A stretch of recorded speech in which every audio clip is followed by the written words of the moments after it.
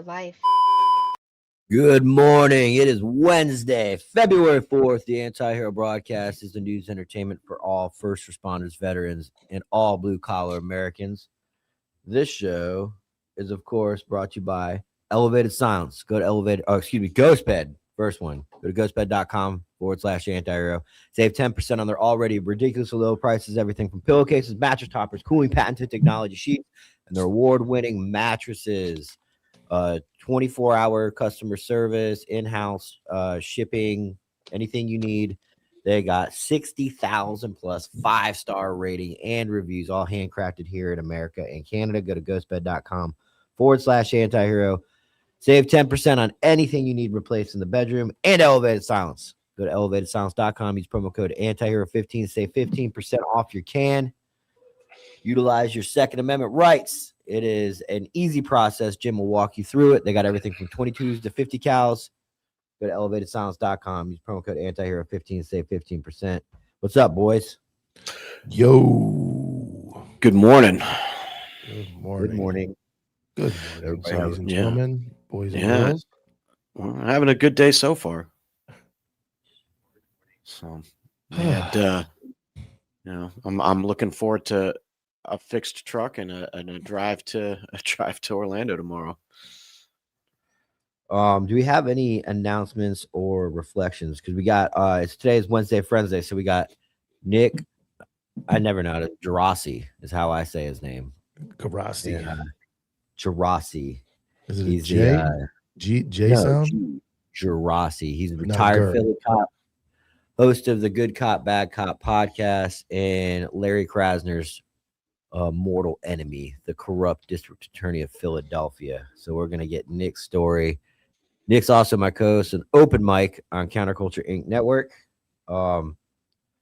So actually, there's one thing I do want to share. It's a doing it right now because I didn't have it ready.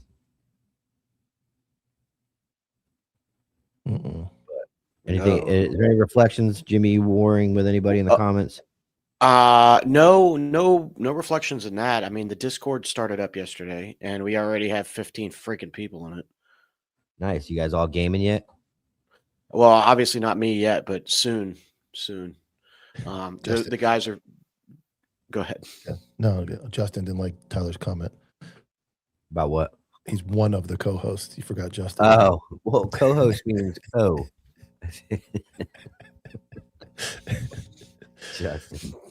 Justin. Who could forget Justin?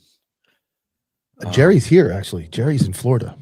Somebody's talking about him. I'm going to go meet with him.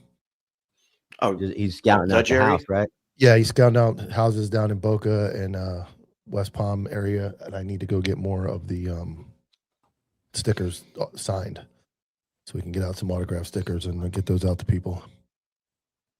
All right.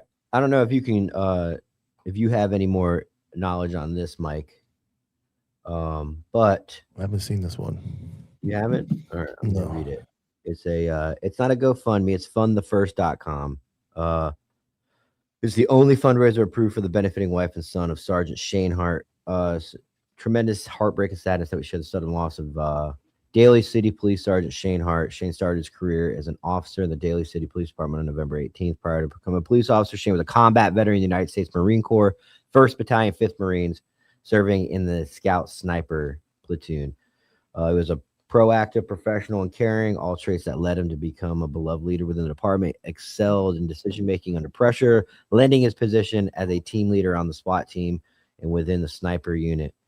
After being assigned to this crime suppression unit, Shane was promoted to the position of sergeant. So don't really know many details, but a lot of people reached out to me and asked me to share this. So as I said, absolutely, we'll donate. And anybody who wants to donate to the wife and the son, it is better than GoFundMe. That's it. You guys ready to bring on old Nick? Yeah, I want his take on something that I'm currently at war with. So we'll see what he has to say. Nick Gerace. Let me tell you about a guy named Gerace. Gerace. Gerace. Is he I was saying it like no, but I was saying it like Larry Krasner says it. Let me tell you about a guy named Nick Gerace. Yep. That's Spot your on. key witness. All right, so it's Gerace. Gerace, yep. Or Gerace, whatever one you want. Gerace? Gerace is the Italian way to say it. The C makes a G sound. I was closer. Like a garage key. So the book of Malachi would be called Malachi. Yeah. All right, Nick. Well, Mike's got a question for you before we get into your background. Can you pull up the pictures? Either one of them. Either one of them? Yeah. You're a Pennsylvania guy, right? Yeah. Tell me what the fuck is going on with the state police. Dude, they're just glorified ticket Tell writers, me what bro. the fuck is going on with this strap across the fucking face. Dude, you I'm don't have to show in me, a dude. war right now with They're these people. Glorified ticket writers. That's So all they call them With the the gray people or god. the You've heard them department? called the gray gods? No, gray ghosts. They call them themselves the gray gods. And I guess Yeah. so in the winter, look at this fucking thing. They wear this thing across their face. I can't even say it. If you go to the other picture too, there's another guy. That's the two 30 by 30s. But so I put look at this thing. This dude's doing a press conference. This fucking thing across his face. I can't do whatever it is. I can't say it, but I'm going to take a guess. He's got the Smokey the Bear campaign hat on with the chin It's strap, the like right chin here, right? strap Looks like a across douchebag. his mouth. Bottom lip. This it's guy's fucking- he's talking, and it's in like I compared it to the horse. Obviously, the horse wears a bit in their Yeah. mouth, or the scene from the Pulp Fiction scene, the ball gag scene in Pulp Fiction. Jesus Christ. So I when I posted this, I got I got a message that said every local agency in Pennsylvania loves you for posting this because they can't stand these guys. I didn't realize That's how crazy accurate, dude. it was up there. Like they hold all the radar. They don't let anybody else run radar. They do like basically control all the municipalities. Is that accurate? Kinda. I don't know much about the state police. I was in Philly. We handled our own shit. So, but what did happen was, I-95 that stretched through Philly was was the only part I believe in 95 that was hands off. State troopers weren't allowed in Philly, and they weren't allowed on 95. When I say not allowed, they weren't. It wasn't their area. They weren't responsible for it. Philly handled it, and our piece of shit mayor Kenny, I believe, decided to hand the road back over to the state police. So now the state police are patrolling the highways again. Yeah. And we still have our expressway units, but not as much. Yeah. And actually, no, it was Mayor Nutter that did that, he was fucking useless. The guy was a DJ. That's the only thing His last name was Nutter. Nutter, yeah. So what I'm getting from these guys is like, obviously, I get like the class A, like FHP wears the brown, but it's not polyester. It's kind of a different material, a little better. I understand tradition, and I guess it's their tradition. So my argument to this, at some point, I get tradition, but at some point you have to adapt. Even the military changed the BDUs, they changed the kit, they changed things to like adapt. You have to adapt with the times. And I got a guy standing his ground in there that is a trooper that says, I'll wear that in the hood. Oh, dude. You got to wear the fucking hat and I'll get down in the hood. I'm like, yeah, I've never, my last comment to him was, I never saw anybody go to war in a class A. Like when you're going out to war, you don't wear that kind of uniform. I got a couple people deleted and blocked me from this comment. I shared this story. So about 2007 is when they took the road back over, and we have something called J Band on the radio, which they can listen to. J Band's like a citywide radio channel. Any kind of emergencies or any kind of happenings that's important across the city will go across J Band. So they would monitor J Band. So we had a crazy ass pursuit all through Kensington, which you guys have been through. That was my district. And yeah, it was like a full pursuit. Place. So Beautiful what's place. that? Oh yeah, It's a beautiful Kensington Beach, man. I recommend throw a beach everyone in there? check it out. They throw a beach in Kensington there? Beach. I made shirts, dude. I'll show them to you. I'll Make send it you one. sound better, Joe. Throw beach after it. So we, crazy pursuit, dude. I can't remember what the job was, but there was a lot of cops. State police responded to the assist, and I was probably like 5 or 6 blocks away from my patrol car. And state trooper pulls up and says, "Hey, man, you want to hop in here?" This is obviously when the job's done. You want to ride back to your car? I said, "Fuck it, dude." I'm like 5 blocks away. So he looked like a deer in headlights. And state troopers get all fucking butthurt over this story, dude. Oh, that's not true. Blah, blah, blah. Dude, you're a bunch of ticket writers on the highway. That's all you've ever done. There's a few guys that did some cool shit, undercover stuff.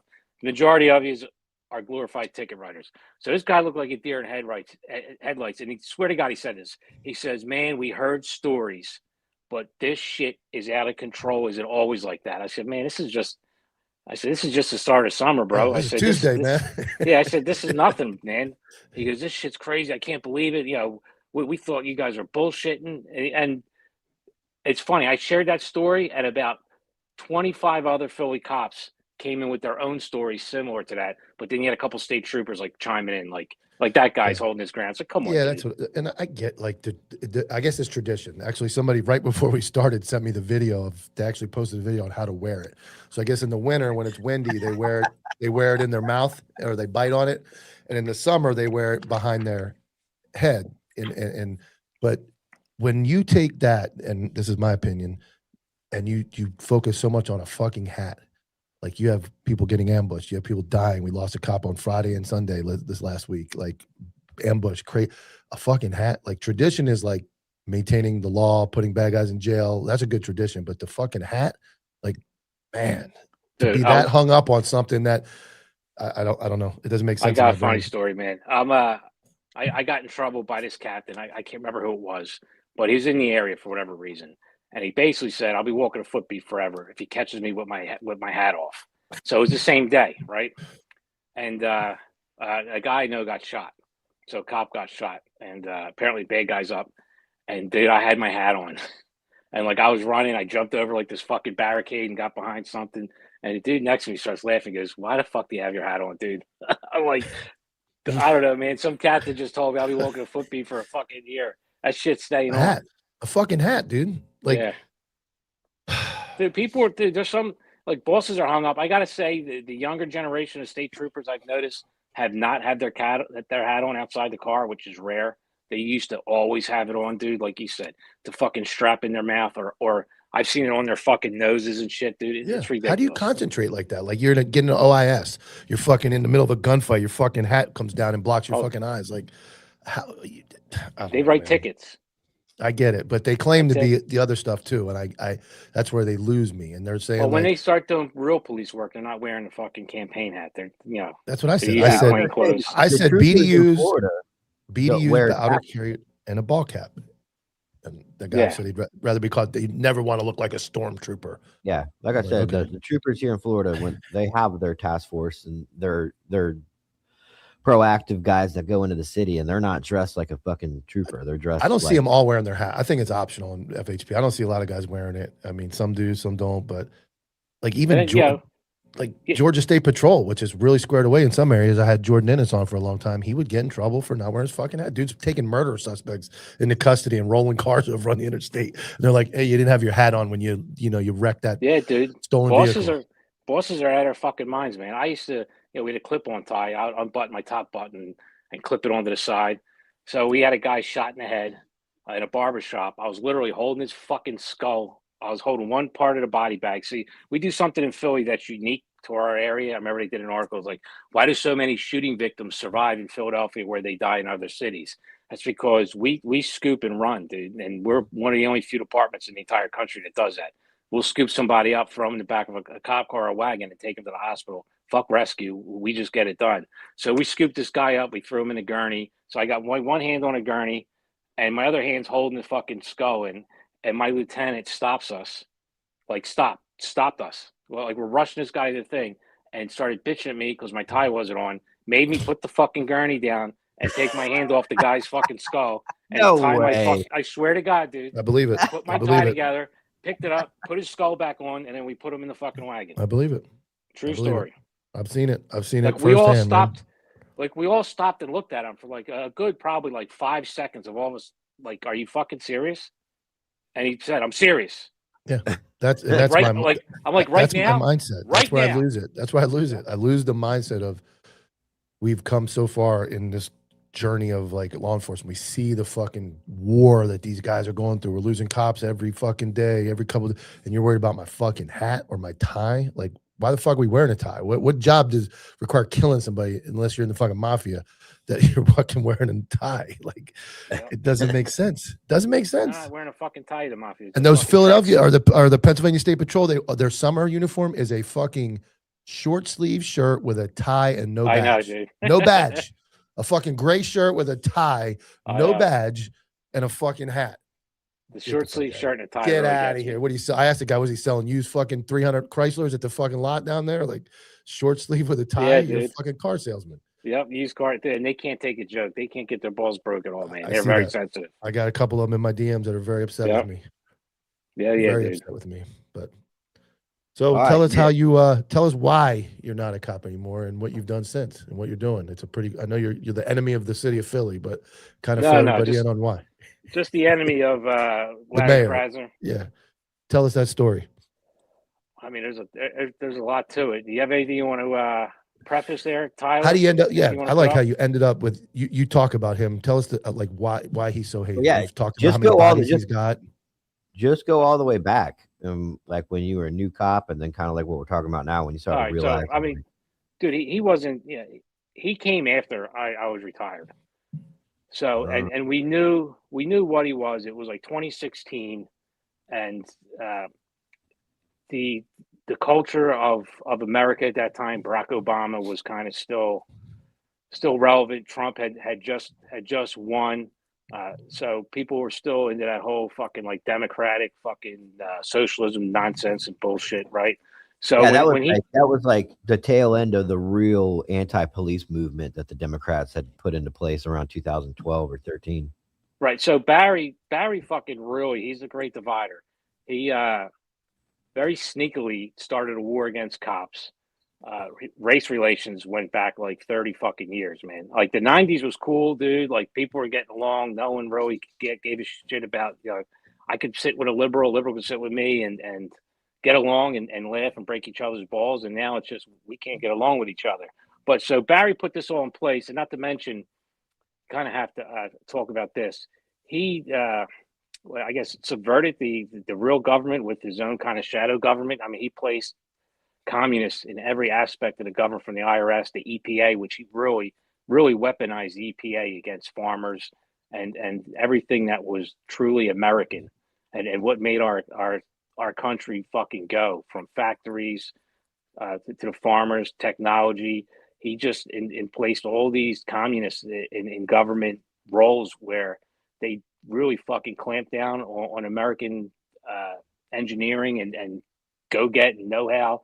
Like fucking completely stopped us. The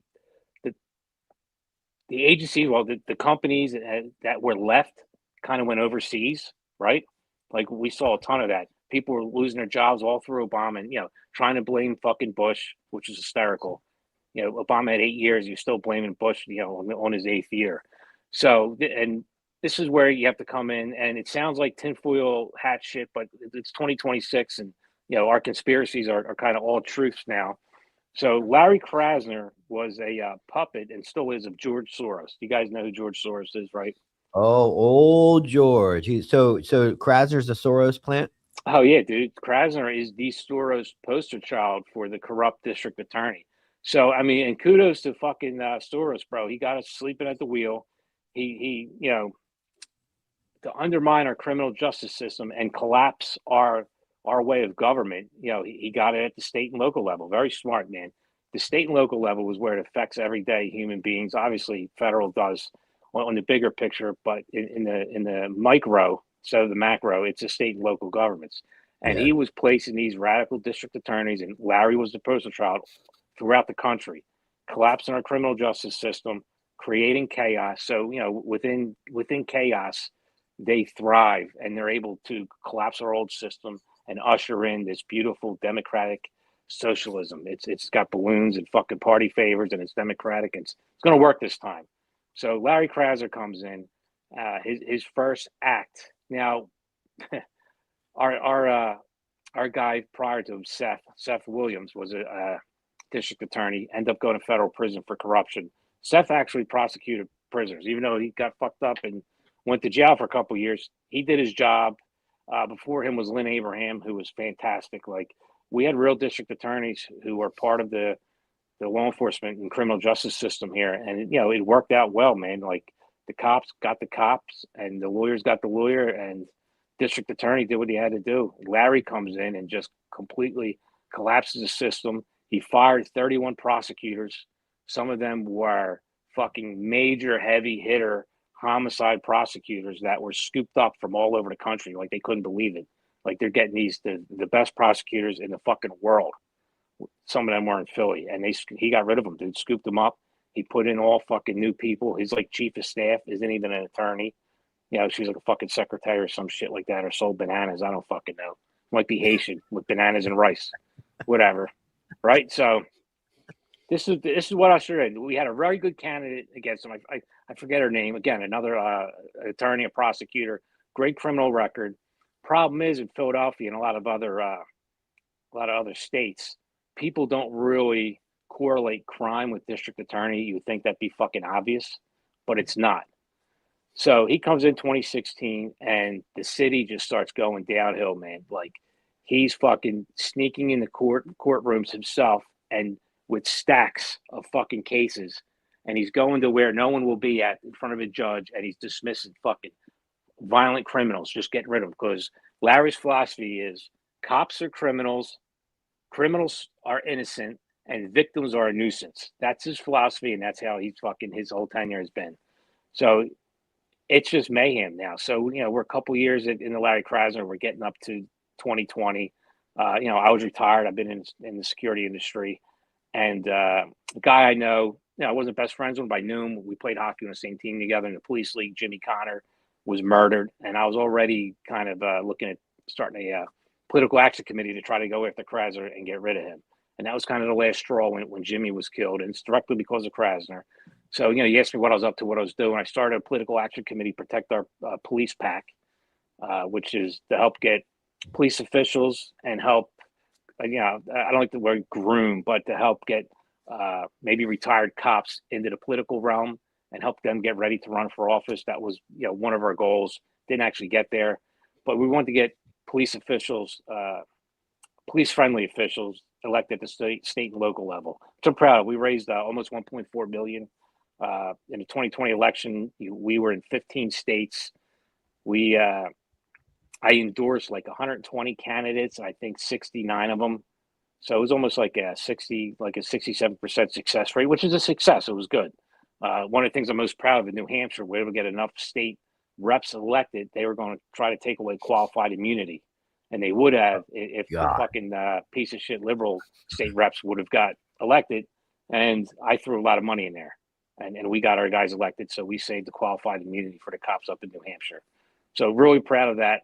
I then came to Larry Krasner. So now, you know, we wanted some wins. We want to show people that, hey, listen, we're a serious organization, even though we're new, but we got these wins. You know, I had governors calling me for my endorsement. Like I was, you know, our organization was legit. I'm trying to think what. So, all right, so I'm gonna get at. So we had 260 people sought out my endorsement. You had a questionnaire, you know, the ones I whittled down to who I was interested in. Then we would interview them. That's how, you know, we made our decisions. How many do you think? And I was nonpartisan. I wasn't a Republican, wasn't a Democrat, nonpartisan. Law enforcement, you know, should not be a fucking partisan issue. How many do you think were Democrats that came to me for an endorsement out of the 269? None. Close. One. And that's the issue with today, man. Like law enforcement, it was never a bipartisan issue. We always agreed on law enforcement, and just a small amount of radicals to hijack the Democratic Party, and especially in 2020, they were afraid to say law enforcement. Like I had people come to me like, "Hey, I really want to help you out, but if they find out I'm donating to a police, I'll ruin my business." And I get it, and they're right. Imagine Crazy. what we growing up as a kid, what we saw as kids and cops, and you know, now it's accepted that half the country can just hate cops just because. Well, yeah, it's like law and order. We support law and order, and somehow we separated law enforcement officers from law and order. And like I said, that was that. I mean, we've talked about it before, Nick. That was that whole. It started with Trayvon Martin, even though that was not a police issue, and then it went on to Eric Brown, Eric Garner. Obama said that could be my kid. I pulled that as soon as you said that. I pulled up Trayvon Martin because he was murdered in 2012, and that's when it happened. And that started it. That started the like I said, they wanted to pit the community and the law enforcement against each other. And so that's when it started. They used an off-duty security guard and a black kid. Yeah. To paint Spanish the picture. guy too. He was fucking Yeah, Spanish. yeah, Trying to say yeah, he was yeah. white. Hispanic, yeah, Hispanic. Zimmerman. And his last name was Off-duty. Zimmerman. Yep. Yeah. And but that shows you, like you said at the beginning of the social media boom, where they could take that and twist that into what it became, and then they just ran with it from there. Every time the police were involved in a shooting, it was off we go. Yep. And I remember watching that shit, and I'm like, man, it is going to be a bad week. This is going to be a bad week when somebody died. Like in Baltimore, Maryland, the kid died. You're like, oh, here it comes. Everybody and their fucking brother is going to talk back to you now. People are going to resist you more. And then I remember seeing George Floyd, and I was like, this is going to be a huge fucking problem. And immediately we started seeing the sheriffs and the chiefs make their apology videos, and they had no details whatsoever. And I was like, this is it. This is what they wanted. They got the full politicized like law enforcement that they wanted. Like it was sickening to see the chiefs and sheriffs all making their video. The kneeling, but I'm talking like they were releasing videos condemning Eric Chauvin. They had no idea what happened. It was before anything was released. The black box on the profile. Yeah. I can't breathe. What a time. Yeah. What a time, man. You can Google even locally, man. I can catch my local PD all on the knee out front, man, with no context. Listen, George Floyd hurt me, man, in my fundraising. I had a political consultant. I don't know what the fuck he was thinking. He's apologizing to me this day. He could have ruined my fucking life. Everything that was sent out was supposed to be approved by me first. And he sent out in a very hard Republican text campaign about George Floyd, pretty much caused his own death through drug use and blah, blah, blah, signed by me. And one of the people in there was a liberal and put that out. And that was kind of viral, dude. So it kind of kept a few people away from donating. It hurt a little bit. I rode the storm out and was able to correct the ship. I fired him and moved on, because at that time, even though I believe fucking Floyd killed himself, there's no reason for me to fucking talk about it. Because all it's going to do is hurt me. Do you guys, Mike, do you remember that when we were cops, like you couldn't even word in the lunchroom, in a break room, that maybe George Floyd killed himself? That's how politicized it was. Actually, you guys are a little worse. I'll be honest, my agency wasn't that bad about it. I'm in a pretty conservative area. Yeah, the local PD knelt down. We didn't as deputies, and we really, I shit talk when I want about the agency. We didn't buy in. It wasn't a thing where we were. You guys are much more political, and obviously Disney and all that, but ours didn't, which was nice. The community did. There were still Trayvon Martin signs up in the hood when George Floyd happened. Like there was that attachment to Trayvon Martin, and then George Floyd happened, and obviously that kicked it up. But I will say our agency did a pretty good job of not buying into that. We didn't have any posts about it or sympathy garbage with it. Yeah. Hey, Jimmy, as an outsider, completely not even really related to law enforcement at the time, when you saw George Floyd, what was, like, you saw what everybody else in America saw, what was your first initial thought about it?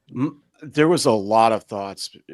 Again, like I looked at it as a guy who's going, where somebody needs to take charge of this situation, because it doesn't look like there's a plan. And it doesn't look like anybody's in charge. We just have one guy. He's holding another guy down. We got other cops shooing people away.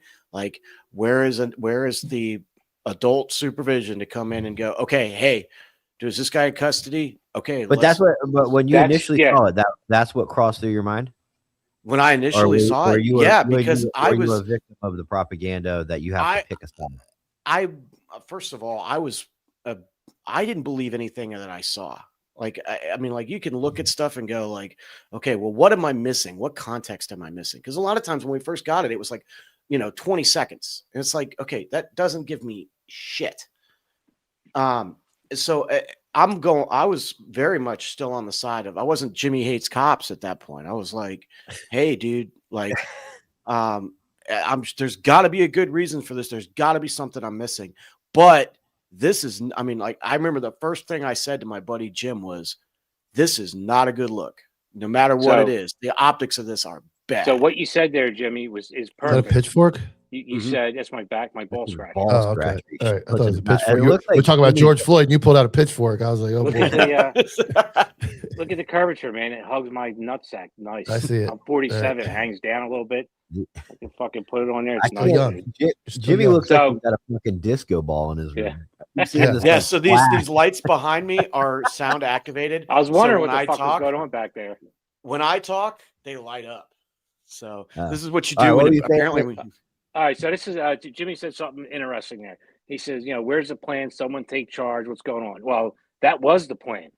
So he was in a state called delirium, and what Derek Chauvin was trained to do, his department was trained, was when someone is delirium, you need to hold them down for 10 minutes because not only are they a danger to themselves, they're a danger to you and the public.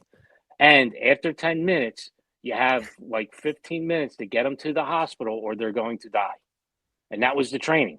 Hold them down, 10 minutes, get them to the hospital or they're going to die. And that's what he did. That was the training.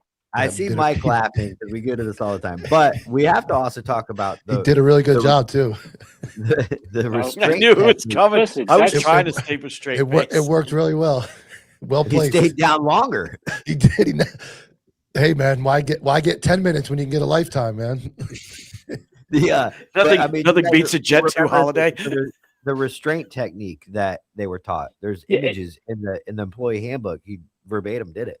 Yeah, I mean, the fucking optics are terrible. Now, me personally, I would have threw his ass in a fucking wagon or the back of the fucking car and just took him right to the hospital. They had him. That's Or my point. My problem is they had him. Remember, they had I him. would've He pulled was like over, yeah. right in the car.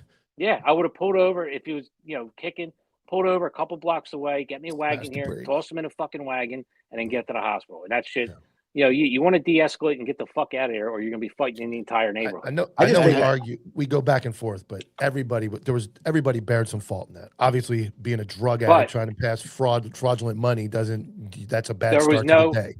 There was no criminal fault in any of them fucking No, cops. there was no intent. And the fucking biggest tragedy was the fucking cop had 1 day on a job, went to prison.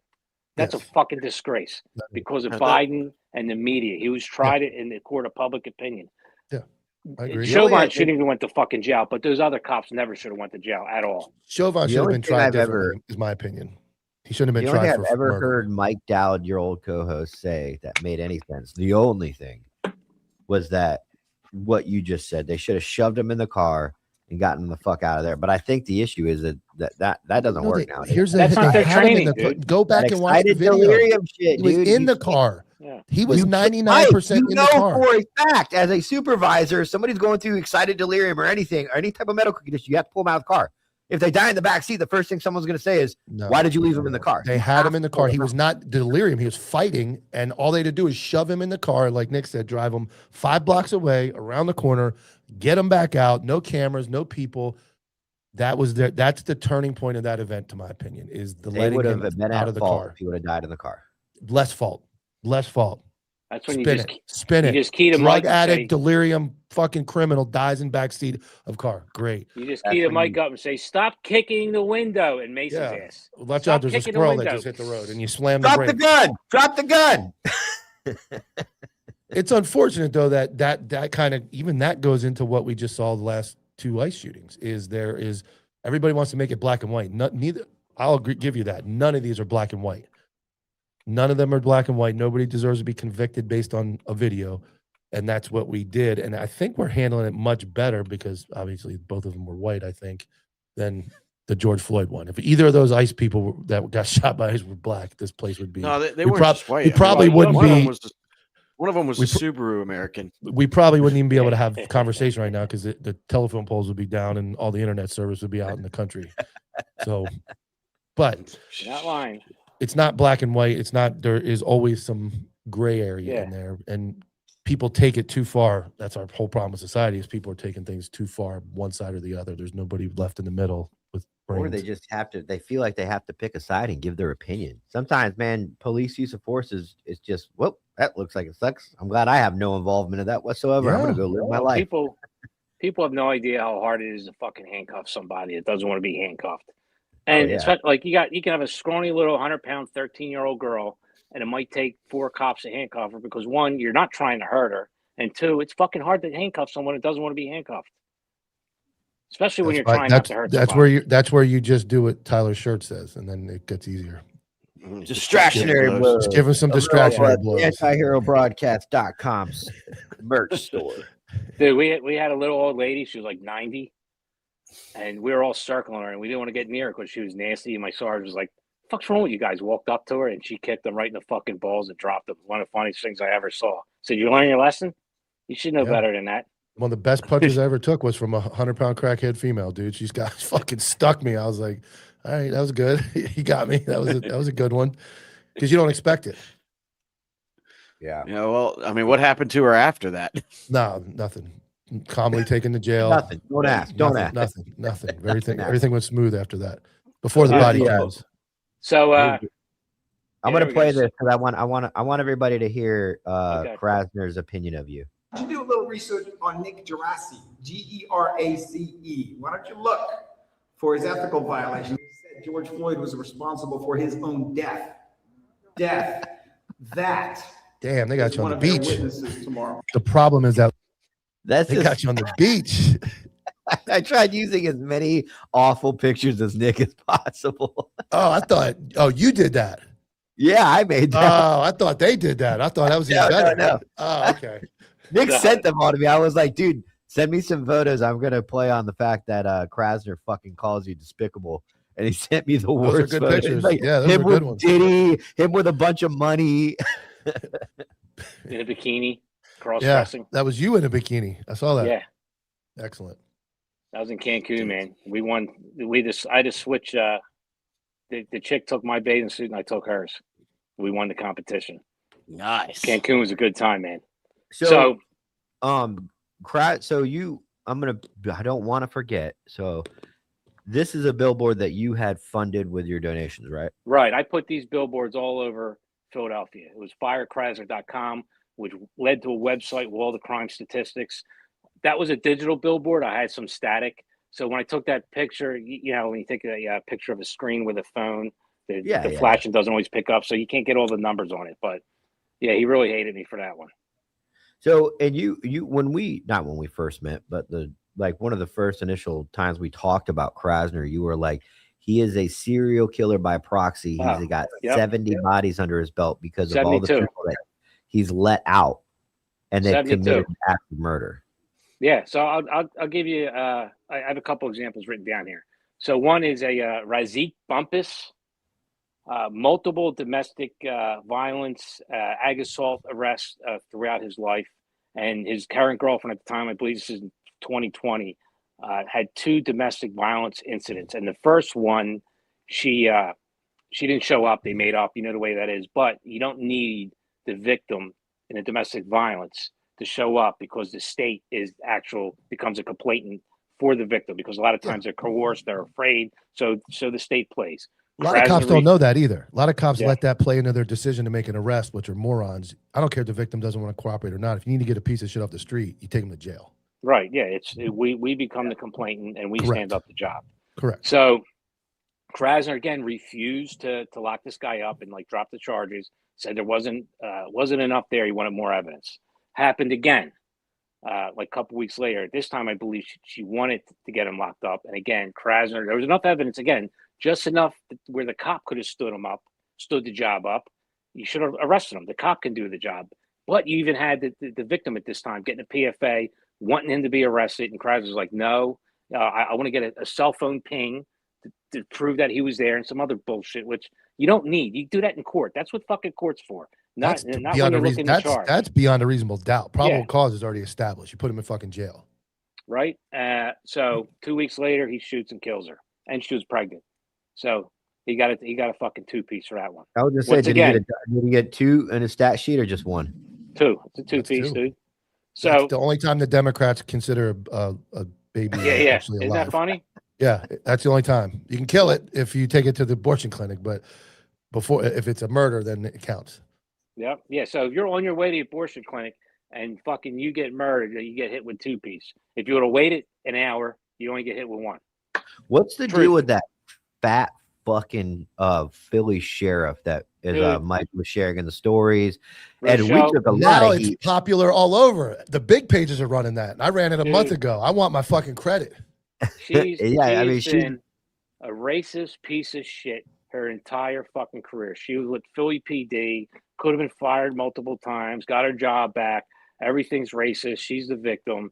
She ends up going to the sheriff's office, embezzling money, all allegedly. All this is allegedly. There's all kinds of crimes that she can allegedly be charged with. Dude, it's insane. It's only a matter of time. And now She barely speaks English, dude. Yep, She can't she's even poking a say fucking Philadelphia. bear. Philadelphia. It's- She can't even say the dude. fucking word. Did you see the fucking recruiting video she just put Yep, out I yesterday? posted it. Yeah, dude, Mike, can you get that in here? I actually want to touch on that. Fucking Yeah. embarrassing, dude. It's only been sent to me like 47,000 times. I know I'm that guy. Hey, Mike, have you seen this? He's like, it's in my stories. Well, But I'm so they have- mad because I posted it over a month ago, and now that's coming around again. Get the one with the bikes. All right, I'm a fucking So you're I'm a asking a cook. lot. I'm a So cook. we Do you have have the a, one with the- we have a union, right? The FOP. So the African American cops had their own union called the Guardian Civic League, which she was a president of for a very long time. Well, Yeah, this is it. All right, here we go. all I right. got So it. this Hold on, recruiting hold on. video. Hold on. I still got to send it and all that. No, we'll watch it. But this recruiting video, all fat. Okay, I'm just gonna be honest with you. The one I saw, all fat black women, right? This is gonna- Dancing around, fat black women, right? And you got your little white cop cucks, your white male cop cucks riding around. And dude, it looks demonic. It looks like they are being praised and circled by these white male cuck fucking cops while they're all fat and fucking dancing in the middle. Oh, it's the most disgusting thing I've ever seen in my life, dude. They got the Most fucking disgusting Chinese thing. fans and shit. Oh, what the fuck? Who It's could bad. who would see that video and go, I fucking quit. I Right? fucking quit. This fat fucking bitch is dancing around with her fat fucking Can't even speak English, dude. It's the problem is that it is a thing. It's a thing. Why is there all fat black females in there? Why are all the guys circling like little cucks white males? You're telling me that's not on purpose. It's course not it a is. race thing until they make it a fucking race thing. All right, there you go. She's a racist, dude. There you go. She's a There you go. racist, bro. Send it. You got it? Yep. I'm in the building. Out there, Lord, there's you ready? Where them fans at? Where them fans at? Where them fans at? Give me one time. Oh, Dude, I legitimately thought the ground was cracking.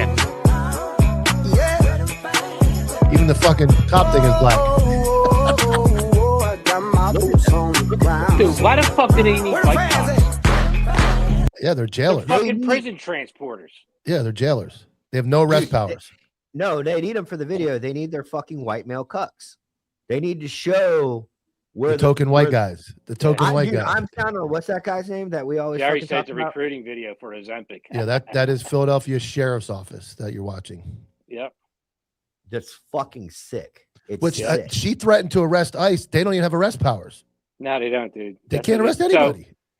So she's poked the bear and brought attention on herself. I fully expect an actual investigation to get started on her. It's only a matter of time now. What's gonna Maybe happen? it was already coming. And It- that's, it's you gonna know, happen. She's got friends in high places, dude, that's been protecting her for a long time. I know. That's what So- I'm saying. So what's gonna well, you happen? saw it They're happen gonna in DC. investigate her? They finally got the Whoa. girl in DC. The DC, Yep. she had to go. This lady needs to go. But part of my episode today that comes out in 10 minutes on my Copville page is about DEI and all this bullshit. You almost can't accuse a minority of breaking the law at that high level. You're putting your entire career and life on the line to even make that complaint against her. You're done. You're in an all Democrat area. You're cooked if you bring that complaint forward. It almost has. Yep. It's got to come from outside. It's got to come from the feds or an outside entity because you are a racist and absolutely done when you bring that complaint forward. It's impossible. True that. You can't do True nothing. that. There's nothing you can do. And that is the problem when you get to calling everybody a racist and you get to calling everybody, oh, you're anti-black, you're racist, you hate, you have to have some law and order in the middle there. You can't chalk everyone up. The DC chick was absolutely cooking the books, black and white on paper. but you can't say anything to her. This lady cooking the books, but you can't do anything about it, and she just gets away with it. And then we've become so scared to say anything that this happens. So Yep. that's So what- I would back to the Larry Krasner with the video you just played. He was talking shit about me on that one. Did you play that video, or did you turn that off? we played it. You played it, right? I played it. The rest of it was just us. Oh yeah, talking. yeah. Okay, that's right. Yeah, it wasn't his video. So I was Jim Jordan came here with the House Judiciary Committee on violence and the radical district attorneys. So I was set to testify the next day against Krasner. So that's why he was talking shit about me. And the ethics violation was for my political action committee, which I've never ran before. I've never done a fucking political action committee. So I took an extra day to make sure all my paperwork was correct, with the donations I got paid out and shit like that. Everything's tracked for every dollar in, every dollar out. So I was a day late filing my paperwork. That's it. That was my ethics violation. Meanwhile, he was criminally fucking violating ethics. It's against the law to work and coordinate with a political action committee. And you actually see Krasner with Sean King, who's head of the Real Justice PAC that Soros funds, well funded. They're coordinating events and fundraising, illegal, criminally illegal. Not only that, criminally illegal because the Real Justice PAC was paying Krasner's campaign staff. Criminal, that's illegal. So his ethics violation really trumped mine, but you won't hear about it. He got hit with a fine. I had to pay $30,000 for fucking being a couple days late. I think he had to pay like fucking $80,000 or some shit like that because there's no teeth. They wouldn't do anything against him. He fucking criminally violated the law, and he just does it repeatedly. He owed taxes, back taxes. In fact, from like 2011, he hasn't paid his taxes. Someone just paid it off for him, an anonymous donor apparently. Illegal. That's crazy. Is he? Yeah. You know what? Is he on the Soros fucking shit? Or the Soros shit? The Epstein list at all? Has anybody found him on there? No. That guy's a fucking. He wasn't big enough when I was gonna say he's around. not cool enough to be. Yeah. He wasn't a player yet, dude. He was just running around fucking helping out little fucking social justice nonsenses. He was an attorney. He's a fucking pussy, dude. But yeah, he's definitely a serial killer by proxy. He's got 72 bodies on him, like the one I just told you, that female. This one really fucking bothered me. Josephus Davis. So he's in jail.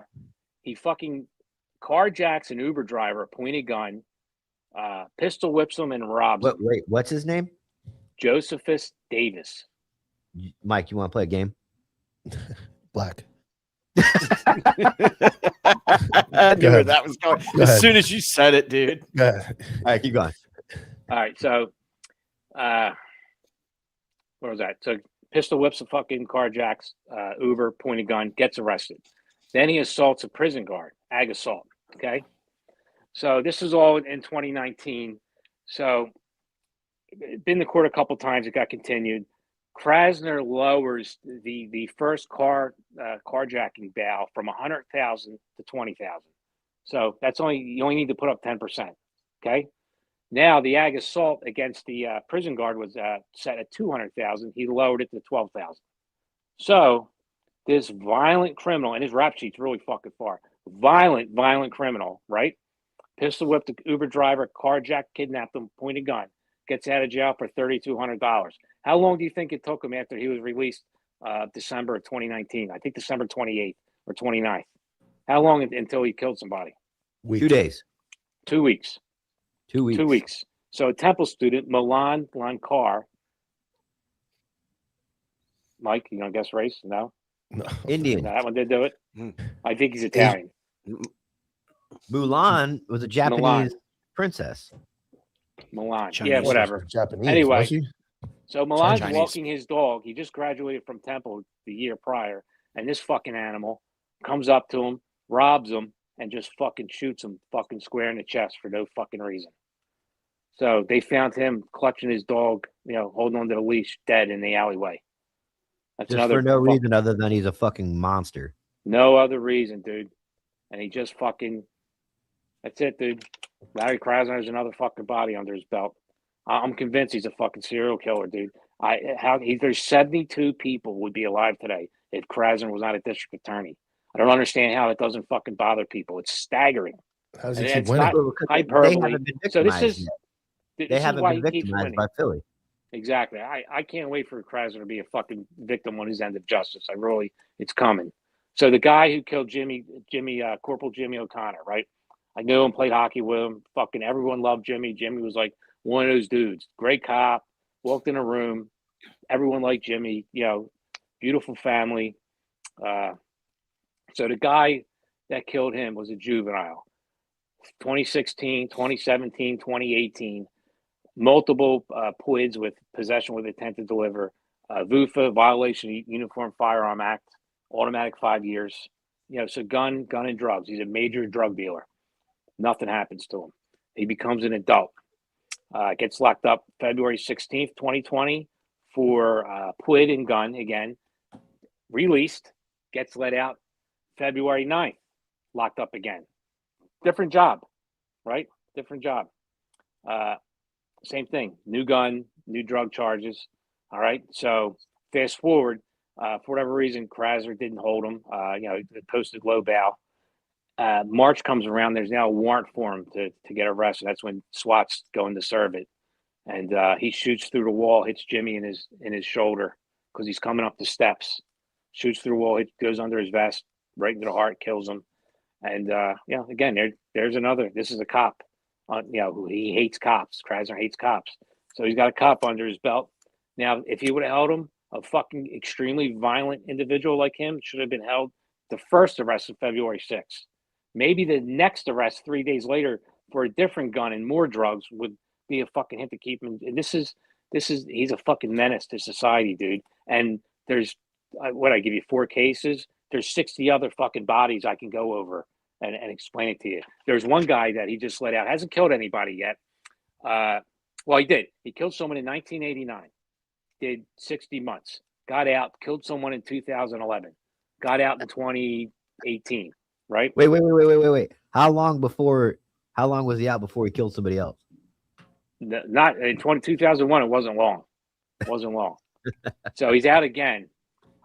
He gets pulled over for a red light. Okay, around a red light. In there now, he's a 2-time fucking felon. They find drugs.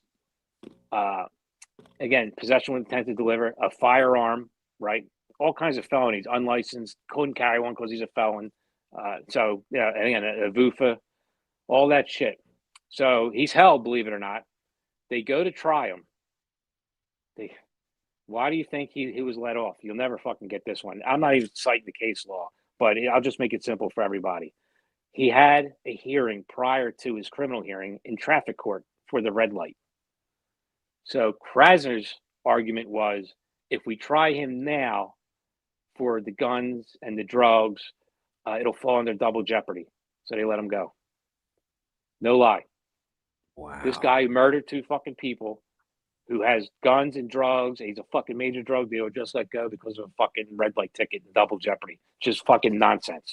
And if you take that, so that's Philadelphia. There's 70 cases in one city. You can 72. sprinkle that 72. You can sprinkle that all the way here down to Little Vero Beach, and it happens every week at this level at the local state attorney office. That's what we call it, where people are not held; they're let out. Cases are dropped for just nonsense. Hold on, Mike. Good. So I got more for you. So the George Floyd riots, remember? So there was 2,000 arrests for rioters and looters. You know what Krasner did with those 2,000 arrests? Let him go. Expunged them. Fucking wave of his scepter, expunged, charges dropped. But guess who did get locked up during that? A couple cops. He poured over thousands of hours of fucking video looking for police officers. One at a Joe Bologna. Again, everyone loves him. I worked with Joe. Joe's a fucking great guy. Another Paisan. And Joe's really fucking him too. I'd love it. They locked Joe up. He was affected an arrest. Someone tried to fucking break him through, push Joe. Joe hit the guy in the meaty part of his fucking arm, right? Right here. Distraction. Krasner tried to say he hit him in the head. He fabricated evidence. He lied against him, locked Joe up. The judge went in front of the judge. Judge was like, "You're fucking kidding me. I'm throwing this out." Literally, like, fucking told the prosecutor, "You should be ashamed of yourself." Tried him again, lost again. So now George Bachetto, who's a big time lawyer in Philly, who actually worked for Trump, he wrote the brief for his first criminal hearing, his constitutional brief. Fucking great guy, George Bachetto. He, taking on Krasner, found out that Krasner interrogated Bologna, right? So he argued that, well, now that he stepped outside of his role as the fucking district attorney and stepped in a role as a detective, he loses his qualified immunity. And the judge fucking agreed. So at least this way, on the civil suit, Krasner's going to fuck around and find out. Bologna got found not guilty. There's other, dude, I can give you dozens of cops where he fabricated evidence, held exculpatory evidence. The guy's a fucking criminal, dude. I don't know who he has, who's fucking protecting him, He's dude. not I don't understand why the Soros, feds ain't dude. going against him. It's Soros. I mean, it's That BlackRock shit we always talk Yeah. about. And dude, I had fucking Soros come after me. I had a fucking pussy ass Chris Brennan, fat fuck bitch from the Inquirer, wrote 16 articles about me, pretty much insinuating that I was embezzling money. I had enough to where I talked to a lawyer about slander and I could fucking sue him. He thought we'd win. But then my whole fucking life would be fucking in discovery. My phone would, I can't fucking have that. So I let it fucking go. Truth though. 16 fucking articles about me trying to say I'm stealing money. And again, every dollar I took for that is fucking accounted for. One sentence about fucking Krasner and his fucking shady ass dealing with George Soros and the Real Justice PAC. Only one sentence. That's it, dude. I had Sean King, Talcum X, the white guy who thinks he's black, who runs the Real Justice PAC, in my fucking inbox, fucking chirping at me too. Pussy he is. All right, guys, we're gonna take a quick commercial break. We'll be right back. And we're gonna figure out what Nick is doing, how your political run kind of not ended, but where it ended at until now, your future plans, and I'm gonna take a lot of steroids and get into porn. And then and we're gonna discuss how Philly has become Gotham City, and you guys need fucking Batman. Yep, all that and more when we return. Over a century ago in 1910, the Flexner Report, funded by John D. Rockefeller and the Carnegie Foundation, re-engineered medical education from a holistic, whole-body approach, which appropriately treated the body as an interconnected system, to a compartmentalized approach under the guise. That didn't work. That did not work. Okay, No. we're back. What happened? I don't know. Glad you guys didn't check me jerking off. I thought I had a couple minutes. It was Lewis. It was Lewis. No, we can't blame Lewis. Lewis isn't even working. Wow. Okay. Well, do we need to play that again? I don't know. We can. Tyler's the only one that can hit that button. Fucking Tyler. Yeah. It wasn't Justin. Justin, you don't have the main menu? You can't push that ad again? Come on, Justin. Guess not. It's whoever's logged All in right. first. Well, So Jimmy, I mean, funny. You brought that up. So my first, I was on Fox News a lot. I was unpaid Fox News contributor. And the first time I had to go on, dude, I was fucking terrified. I'm doing a live hit on Fox and Friends. I've never done one before. And I was sitting there like contemplating, like, should I just shut the laptop and say technical difficulties? You know what I mean? Like, but I did it, dude. And I did pretty good, I think, for the first time. But I used that line. I said, Philly's Gotham City without Batman. And that made the newspapers and Fox News. It was a good line. I'm sitting here like I'm literally like, because I'm not a cop, man. Like I can't talk cop stuff. I mean, you and me have talked, and we had a great time talking. But like, I'm listening to this stuff, and I'm almost like a spectator, and I'm just like, it's blowing my fucking mind, because I'm just like, what the fuck, dude? Like, at what point did we just go like, Philly's a fucking lost cause, man? Hold on, real quick, guys. Jimmy, want you to hit me with that Flatline Fiber Co. Okay, listen, Flatline Fiber Co. Flatline Fiber Co. is a 100% in the USA made company. It's got tons of great stuff. They got mag pouches, they got dump pouches, they got slings, they got everything that you possibly could need. If you are a person that carries a gun professionally, you need to go to Flatline Fiber Co. Go to flatlinefiberco.com. Save yourself 15% by putting in the code Antihero15. Let them know we sent you. Help us pay the bills. It's a great company. And again, if you need to put something away and not have an ND, man, that dump pouch looks pretty good. Mike, you're up. And Violent Provisions, veteran and law enforcement owned and operated apparel company geared towards the violent professional. They provide high quality shirts, heavyweight hoodies, hats, stickers, and unique designs. Use promo code Antihero for 15% off your order. Ran by Jump Out Boys, SWAT Boys, and Marines. And of course, Goon Tape. Yeah, it's my favorite. Goon Tape. We use Goon Tape for everything. Just wrapped my son's lacrosse stick in Goon Tape because he was like, Dad, do you have any hockey tape? I was like, no, but I got Goon Tape, which is essentially it's hockey tape, but made for more performance. It's meant to get, I can't say this commercial without sounding funny, but it's meant to get wet. Yeah. It warms while it's wet. Sweat, rain, you name it. Put it on your gun, put it on your hockey stick, put it on your pull-up bars. Goontape.com. Save, use Antihero 15 for 15%. And of course, Crave creatine. Go to trycrave.com. Use promo code Antihero15 and save 15% on your creatine gummies. We all need creatine for a magnitude of reasons. It pulls water into the muscles for size and definition. And recently, in the last couple of years, we realized it improves mood and brain function up to 30% lean muscle and boost strength up to 30%.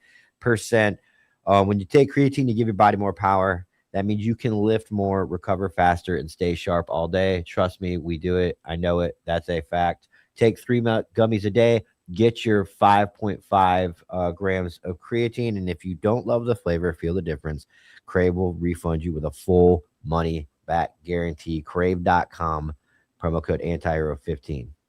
All right. Nice. Moving on. Can I make a suggestion for a slogan for Goon Tape? You can put it on your Glock or your cock. Works white. Works Dude, wet that's or been dry. in the chat. Has it? Damn. So, I mean, like, I think that was a Clint. Clint said pretty much the exact same thing. And I mean, like, what's really lost on me is that, like, I try to emphasize if it gets wet, and I don't mean like this way. I mean like pulling the trigger, like wet work, right? Because that's the way they kind of write it. Like that. Yeah. Well, yeah. It's more like, like pew pew pew pew, and and you should be doing it this way, Jimmy, not that way. It's this way. Yeah, exactly. Well, I mean, like, normally if I'm doing it that way, I try to use more than one.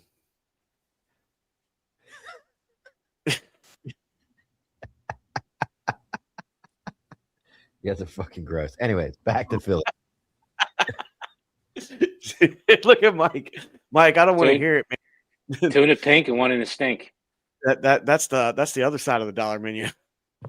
So, Nick, your podcast, when did you start it? A year and a half ago. And mainly, why did you start it? Because I wanted to get rich and famous, dude. Why the fuck else? How's that going? It's not going well at all, dude. I've never been more broke in my life. You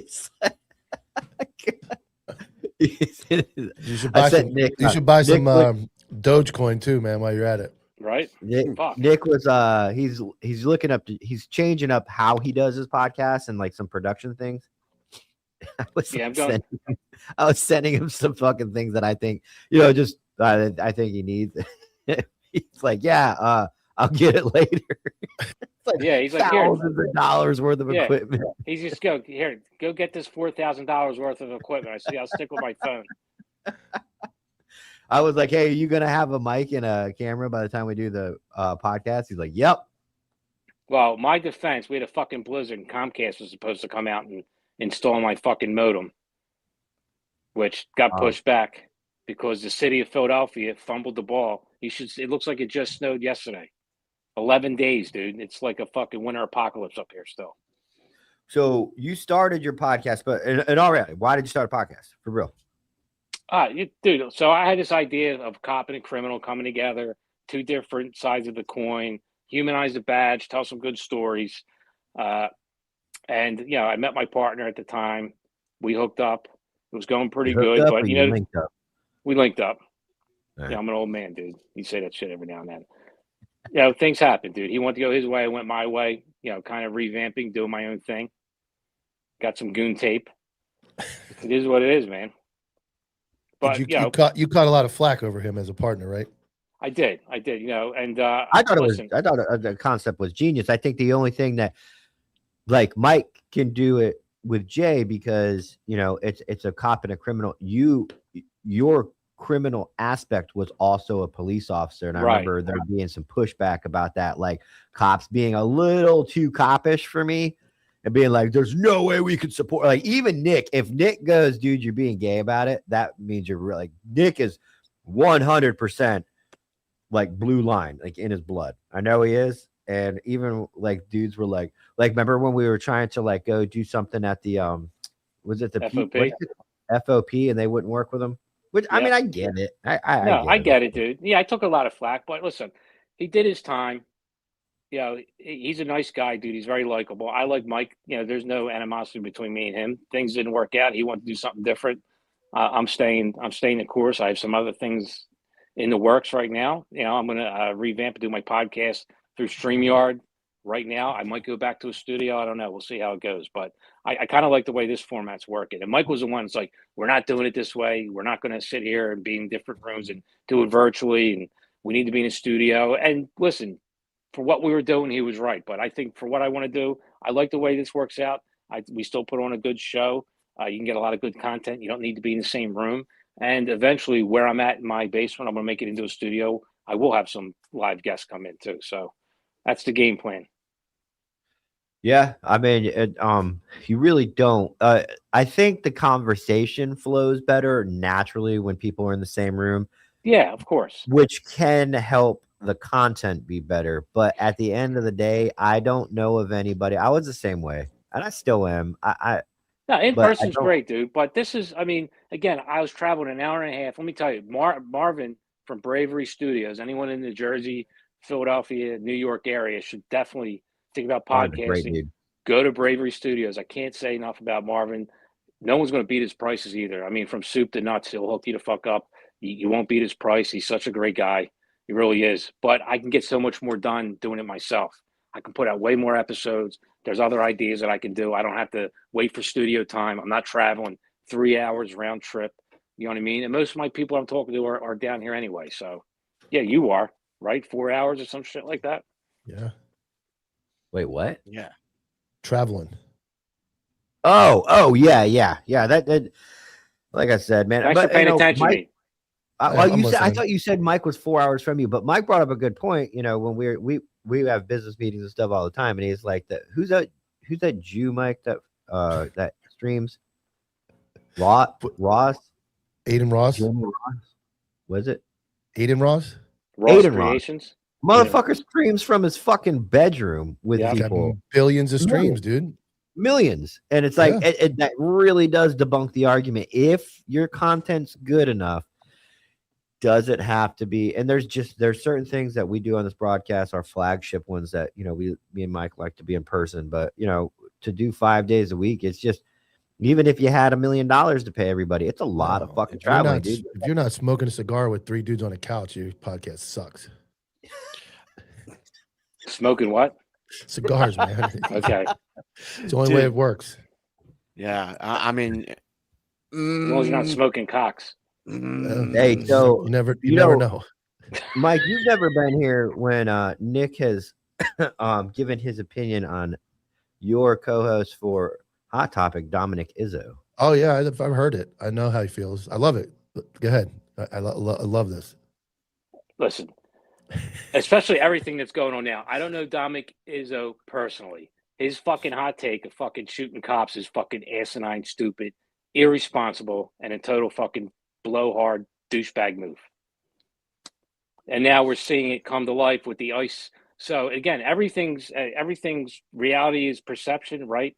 And perception is people reality, perception is reality. So these people, their reality. Hey, don't try to talk a dollar with that 25-cent mouth, Nick. Right? Didn't I drop that line on you?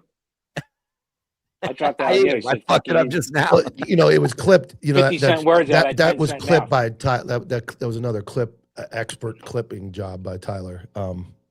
But I look at it like, obviously him and I don't agree on a lot of the stuff, but that's kind of like what you did with Mike Dowd, bringing him in, is where people, this fucking guy. But I think it's good to bring people to the conversation, and that's what I like about the show. I can't fucking get on board saying shoot cops. I Because didn't, you feel again, like you're he fucking, didn't. I know, but Tyler takes that was clipped a certain way. That was clipped to be what it was, and he changes course a lot. Dominic does back this, that, not, you know. I know but what he's doing, dude. What he's on playing the right now, fucking clip, he's on man. something right now pretty good. He's on something with this Epstein stuff that I can get behind. Him and I are going to talk about it tonight, but I can really get behind the this conspiracy and why it came out when it did. What's that? The human trafficking thing? That, and not only that, but like, I think Epstein was a plant.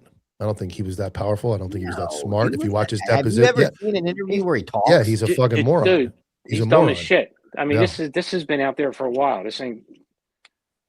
I don't think. And here's the other thing: they collude the files with. It's such a good plan, man. The way they did this, you got like Dan Blizzarin in there, right? Dan Blazarian's in there. Yeah, but every picture that got released of him in the Epstein file, he posted on his own social media. That's another it's like, dude that let's don't go suck fucking some- leg day.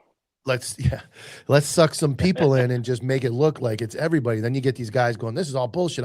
And it starts to bring discredit. So the real people, the other thing to me, why have none of these people been interviewed? Like, if you knew of a child sex ring and there was people involved, like celebrity, why aren't they getting waterboarded right now to tell the truth about what the fuck happened to these poor kids? If this was that, you know what I'm saying? It's all so fucked up what's going on. It's all crazy. Yeah. It's all crazy. Dude, I mean, I posted something on my story that from a gentleman who claims to be a former FBI guy. And I mean, like, he had made some really great points about how, like, you know how you completely, dismantle all of this. You release just enough information and a lot of it, but you don't have any real meat. All the meat's gone. And so you'll never see a prosecution. And the only thing that we know for sure is that probably everybody's involved. That's what we know for sure. Yeah. And it's fucking sickening, man. It is. Well, the Clintons are coming to testify now. Oh, yeah. That should be interesting. All of this is. I like the newest conspiracy that Joe Biden died in 2019. I saw that. That's not new. Yeah. I've heard about that for a year. It's coming back around. Yeah, he died in 2019. They got the pictures, the old jaw lines different and everything. I love it, man. It's coming back. That conspiracy is coming back around. The end of the world. AI is the end of us. AI. I'm telling you, AI is the end of us. Like that, and then it takes away from, like, when you're like, dude, that's not true. You have to go back and go, but the Epstein stuff is true, and it just listen. Look at all of us that said the fucking election was rigged.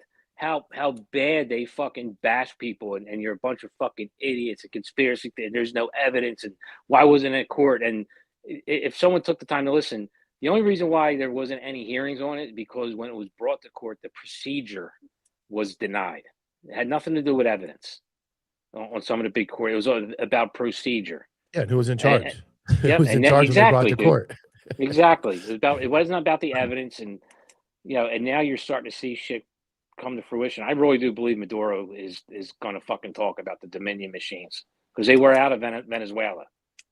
Who was? There's the Dominion machines. I believe that company originated. Yeah, that was one of the things that I talked about when we went and snatched him.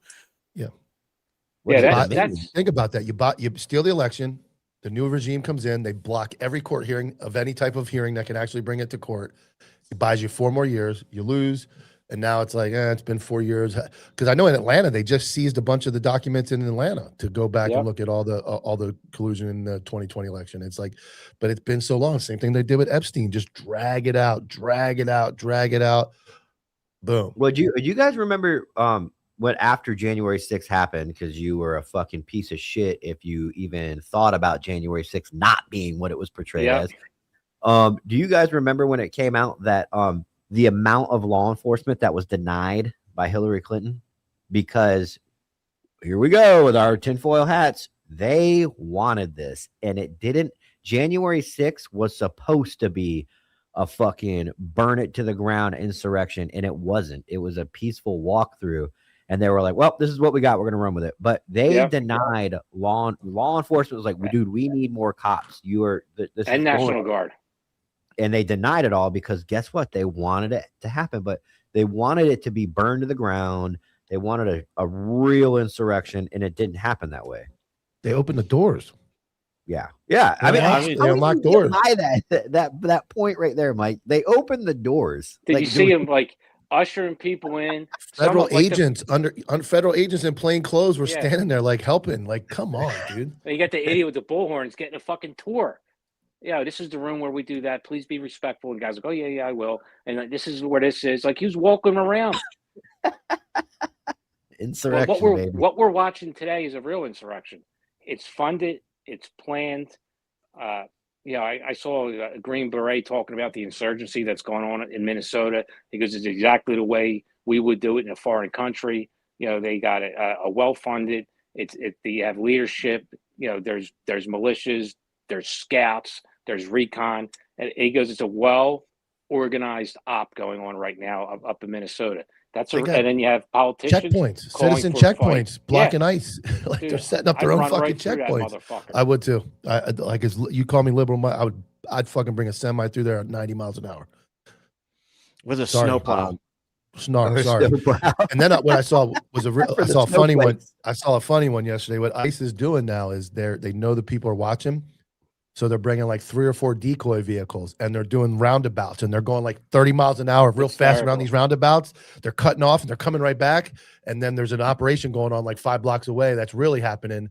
And they're getting all the fucking rape whistle victims to come run into their little circus, and then they're hitting the house. So I think it's fucking great. Like, dude, there was a boss in Philly sometime back. He wasn't the brightest, got promoted for other reasons. And they were going out on a warrant, and SWAT was with them. So he went out and got on their cars and started driving. And then SWAT noticed he's not going where he's supposed to be going. And he went to a roundabout a couple times. And they're like, what the fuck's going on? Well, this inspector's on the radio saying he's being followed by a black van. He's afraid they're trying to rob him. It was a SWAT van following him to go fucking hit the house. True story, dude. What? Hey, Pride Assassin says, don't forget Bloomberg mayors. That asshole is funding garbage police chiefs nationwide. Who's that? Yeah. Bloomberg's a billionaire. Michael Bloomberg, right? Yep. Yeah. He plays both sides of the fence. We were trying to get money out of him. He almost gave it to us because he hated. I can't remember who he hated so much. I almost got money from him. Didn't happen though. Bloomberg. Yep. What nationality is that? Where's he from? It's Swiss. Oh, Swiss. Okay. Oh, yeah. Yo, did you know? Well, of course you did. He's your fucking cousin. I just found out K9's first name was Peter. Yeah, that's my uncle. His dad's birthday was February 2nd. It's Peter. Dieter. I went to. But he goes by Alex. I went to pay him. I'm like, yeah, whoa, hold on. It says you're paying Peter. I was like, your name Peter, and he's like, yeah. I'm like, dude, you definitely name. not black, bro. No. Oh, no, my.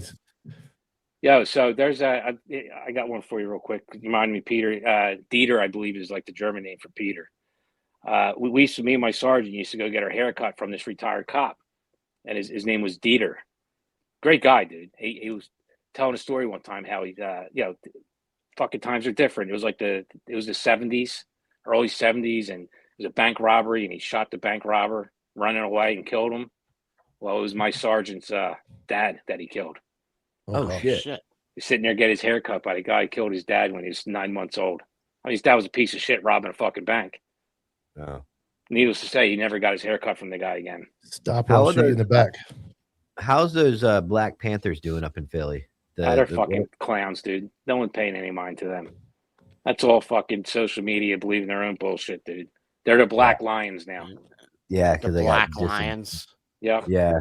Because even the Black Panthers like, we don't fucking support illegal immigration. Get the fuck out of here. Yeah. Dude, man, I at this point, I mean, when does the Joker show up? Right, dude? It's a fucking big show, man. Which it's one? Just, I was waiting for Mike to pop on that one. I was like, come on. I knew I was gonna say it. Mike, and I watched his head go like this. What's the chance of Philly getting some salvation? Philly coming back from the fucking Democratic satanic hellhole it's turned into? 0. Really? That bad? I've been Democrat for 70 years, bro. So yes, why does Krasner keep getting elected, right? One, it's an off year, so you don't have like a big name like a presidential election that brings a lot of people out. 2, they don't correlate, which is dumb, crime and the district attorney. It's cops and crime. So if I was to do that whole political action thing again, I'd start a year earlier and I would do an education campaign on how district attorney affects crime, shit like that. And no one shows up to fucking vote. And your winners decided in the primary. The general election doesn't mean nonsense because only Democrats get voted in. So the primary is the real election. No one shows up for fucking primaries. So 17% of the electorate seems to show up for the district attorney race. So he'll spout off about how there's a fucking referendum and you know he's got his marching orders and people are behind him. Dude, no one showed the fuck up and no one gave the fuck, dude. Yeah. Like fucking 17% of people that can vote showed the fuck up to vote. And so the most long biggest answer point is never going to fucking change, dude. It'll be Democrat forever. You brought up the biggest point. The most powerful person in the justice system is the prosecutor, district attorney, whoever you want to call it. They have the power to look at a case and go, I don't like it. That's it. Victim has no recourse. Cops have no recourse. They are, I did an episode about it early on.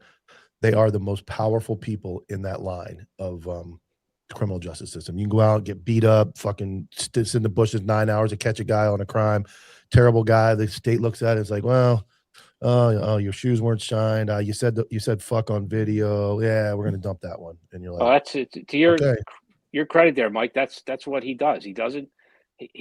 Not only does he not inform victims of what's going on, he doesn't ask what they're looking for. You know, which what district attorney will do will sit down with victims and let them know what the outcome, different outcomes. What are they looking for? Because that's the right thing to do. And during that election that I did to fire KRASNER billboards, the guy running didn't put on a great campaign.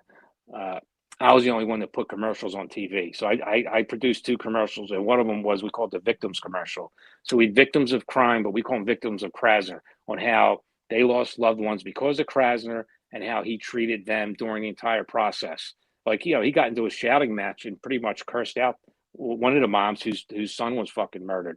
Not only did KRASNER not give this guy any time and he got off scot-free, he coached him on how to beat the case. He's a district attorney coaching a fucking a murderer, a suspect. You know, it's fucking crazy, dude. It's lawlessness. One of the other things people don't realize is they're judged based on win percentage in trials. So they're incentivized not to take any cases that are, when I say borderline, we know they're guilty. And then there's always you can't, can you prove it? You have probable cause, but they will, I know locally, they will not go on, when I say questionable, I don't mean any lying or fabrication. I just mean cases where the evidence is there, but it's not the greatest case. In my opinion, they should all go to trial. Yeah. You should go to fucking trial. You should never let a guy walk because you go, well, we might lose. Well, you might fucking win. So you should never drop a case based on, well, the jury might not like it. I don't give a fuck what the jury might or might not like. If you have a victim of a crime, they have the right to have that case go to trial. But all the time, cases get dropped, pled. A fucking shooting. I used to joke around. I used to call a shooting. They turn it into an shooting into occupied clothing, like instead of attempted murder. They would turn it into some bullshit case. The guy gets probation, and just like you said, and you're dealing with a little hick town like mine. You go to Philly where everybody's a fucking criminal. You have 72 fucking dead bodies because of this. It's a problem. It's a huge problem. Yep, I've found that to be more true with the feds. The feds won't take anything unless it's 99%. No. But same time, the feds will fucking do whatever they want to make sure that they'll win that case. Correct. What are the chances of fucking KRASNER talking with us? Zero. What would happen if the anti-hero broadcast went to KRASNER'S office after we sent the appropriate amount of emails? Dude, there's a guy, Ralph Cipriano, who's fucking fantastic, dude. He is the #1 arch nemesis of Larry KRASNER. He runs from him, denies him shit. He'll do the same thing to you as he does to Ralph. What if we showed up at the district attorney's office and didn't leave until we saw him? He won't. Mike, can we be there? It's a public building. Yeah, but he doesn't come out. He won't come out. He's got to. Can we film there? We can go inside. Yeah, I'll go, dude. We're gonna end up like Barstool Sports, man. Yeah, I've had it. And who's the one that fucked over Sal? He's gone, but that was Michael. What's his name? Palakin. Andrade. No, Palakin. Plankin. Placken. He's gone. They brought that one's actually looking. The female, another Democrat took over, but her dad. What I'm told, her dad was a cop, and she's now the Attorney General of New Jersey. So, God bless. Fingers crossed. Prayers up that maybe she makes a good decision. I actually, like I talked about one other episode. I actually wrote the governor of New Jersey on the way out and said, why don't you try to make this right? And instead, he pardoned one of his buddy's sons that killed somebody. What's are there any cops on Krasner's radar right now that Krasner's trying to fuck over? Dude, a ton. Like, no, I mean like active investigations right now. Yes. Yeah. Really? I can get you listed if you want. Yeah. Yeah, maybe we can talk to some of them off the record or get to like those stories. I mean, the more we can get them out. Dude, Bologna story is fucking amazing. Yeah. You know what I mean? Fucking affected an arrest during a George Floyd, and he's an inspector, fucking life ruined, locked up, beats, it's thrown out immediately, and the prosecution scolded by the judge, and he just rearrests him and charges him again. We just need to start fucking posting Krasner, posting his bullshit and tagging his fucking office and everything. Dude, there's a kid, Frank Scales, young kid, kind of like a Nick Shirley, and he's the one I sent you. I sent you his information. He's the one that got maced on the SEPTA bus. Yeah. He confronted Krasner at a church. It was pretty fucking good, dude. Well, one of the problems, and he caught him at the park and got in his face. One of the problems about this type of thing we're talking about right now, though, is cops don't care about shit right now unless it's them. So people will go, "Oh, what you're doing?" Like, let's say, all right, we just have some fun. We got some free time. We start not harassing. We start bothering Krasner, requesting information in an interview on why he's doing what he's doing, right? And somebody goes, "Oh man, can that same thing?" And people will ask us, "Can you do that here? Can you shed light on this?" But at the end of the day, it's only because they cops wait until themselves like get fucked. Like they wait until they get fucked, and then now all of a sudden, well, this is an issue. Like, well, if we can't get together and at all, that's a big part of my episode today on cop. Dude, I know about people they just don't stick together. The entire Philly PD should be in that fucking guy's office. Yeah, I know why they can't. I know they'll all get fucking fired or fucking. But then can you? I mean, that's where I go with it today in mind. Like the guys with the blocked out eyes, we know them. They all put the eyes, and we need those guys. We need those guys out on the street. But you can't be so blocked out that you don't watch your buddies getting fucked, and then just the job's not dead. The job's not dead. Until we all support each other across the board, and we go, that's fucked up. Like. At the end of the day, it's men. That dude's just a fucking another guy. He's a human being just like you and I. He's nobody fucking special. He's not a human being. Whatever. Yeah, but he deserves to be called out. Just like a shitty captain, a shitty lieutenant, a shitty whatever, major. But we get in our lane and we go, I'm just going to go arrest bad guys. And we need that. We need those guys. I'm not knocking guys that go out and pound the streets and fuck people up. That's great. But you can't be so lost in that to go, man, everybody else at the station's getting hosed. They're getting treated like shit. This guy's getting fucked. There has to be common ground where we all go, enough is a fucking enough. Like that's a great example, dude. You have a fucking dude that's got 72 bodies. That fucking police department should be fucking they should be so fucking mad that you should hear about it every day. Every single day they should be talking about it.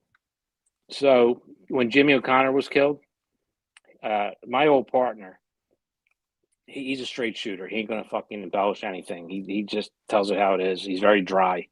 And he was in plain clothes. He was down at the hospital. I mean, there was 70 cops down there standing outside.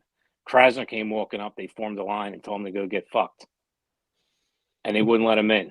Good. And George, didn't want to say his name. Anyway, he was back off to the side. And he said, when Krasner was walking away, he was talking, smirking with his boy. Thought it was funny. Yeah. I thought it was funny. Either that happened. Go ahead, Jimmy. Oh, I was just going to say, who is the guy? When you and me talked, I thought we were going to talk about this earlier. I've been waiting. The guy that you were like, I'm a fist fight this motherfucker. Oh, that why pussy. Are we He's not the talking fucking about that? Michael Fanone. That fucking pussy. Dude's a bitch. Wait, what happened? He's that fucking pussy. I just like the way he says it. He fucking cried on the stand because of fucking January 6th. Fucking pussy. And he was just in that hearing, fucking acting tough, giving the fucking the senators on the panel, giving the finger and shit like that, like being a tough guy. That's a Wasn't kind tough. of Yeah, crying on wasn't camera, tough too. January 6th, you pussy. He fucking What do you- fainted, acted dead, had to be passed up. Like, what a fucking bitch. But you're a tough guy now. Acted dead. Dude, a female reporter called him in the hallway and said, "Why'd you turn off your counter and play dead?" He goes, you're just another one of conservative conspiracy theories, bitch," and walked away. Gotcha. I love it. This guy, you know, this guy's a Capitol police officer. I thought he was. He's a fucking, even worse, a Washington, D.C. cop. So he was a real cop acting like a bitch. But he was crying with the other Capitol Police fucking security guards. You imagine getting on the stand crying because of fucking a riot? No, I can't. A half-ass riot? A half-ass riot, too? It wasn't even a riot. Exactly. If I saw a grown man on the stand crying about January 6th, I'd have to be like, that guy's being paid by somebody. Hold up. Oh, paying yeah, to do dude.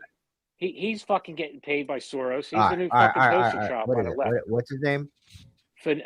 Michael Fanone. Yeah. So Phil or Nikki and I, we freaking talked about this when I did the open mic. Hey, wait. What keywords should I search? Michael Fanone, like cries? Crying. Yeah. Cries on Crying stand. like a bitch. I want Yeah. the Jimmy, I was saying, who Philadelphia. the fuck are you calling Nikki? But then I realized I have it on my fucking screen name. Oh, this is the guy. Yeah, it's okay. like- He wore the Dropkick Murphy shirt. Yeah. Yep. That pussy. Oh, yeah. They were fucking lighting him up, dude. Watch out. And Nick was like, "Fuck the Dropkick Murphys. They only had like 2 good songs. I'll fight them too." Yeah. 30 years ago. All right. I'm trying to see which one is him crying. Is it the one in him in Class A's? Where he says he lost consciousness? Nick? Could be. I don't know. I just saw clips of it. What was he wearing when he cried? You don't remember? I don't remember, dude. I just saw a clip of it. All right. By the way, Jimmy, my Tinder profile is a Dropkick Murphy song. My bio. I haven't been on Tinder in a very long time, so I didn't. You can even have know that was music? a Yeah, thing, it's but been. doesn't surprise me. No. It's just I took the words and put it as my bio. Oh, okay, yeah. Well, which one is it? Barroom Hero? No, Kiss Me, I'm shit faced. Oh. The chicks really love the one line where I've had far better sex while in jail. They all hit me up like, "Oh, you've had sex in jail?" Mhm. That was that. Look at this bitch.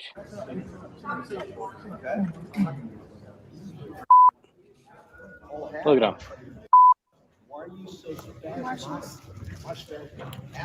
Dude, look at this guy. Yeah, look at the congressman just bitches him. Excuse me. No, not this guy. Not this guy. Yeah, what a fucking bitch, dude. Yeah, you look, the guy's pulling him back with one hand. Like, yeah, you're really fighting a tough guy. Okay, so we got to break this down a little bit more. So this guy kind of looks like he looks like not a bitch. So if I were to see this, I'd be like, "Oh, that's a real motherfucker sticking it to the fucking government." If I were to see this clip out of context, but this guy with the neck tattoo is a Washington D.C. cop who was crying on the stand saying that January 6th was that bad, correct? And he retired because of the PTSD from January 6th. What? Yep, fucking pussy. Okay, hold on, let's watch another one. Once I whoops, we were there.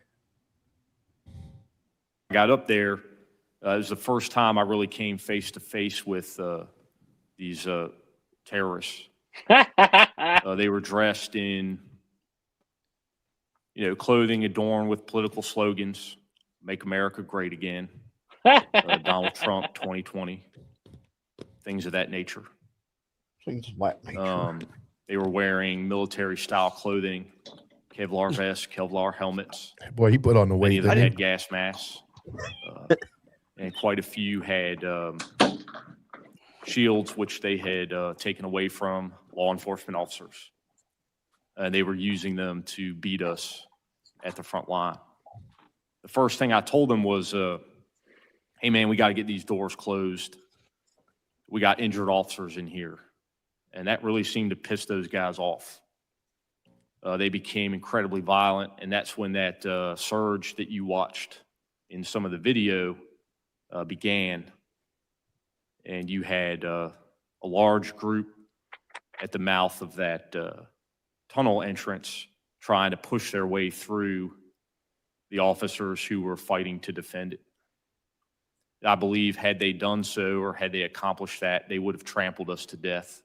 Most certainly, you would have had police officers killed.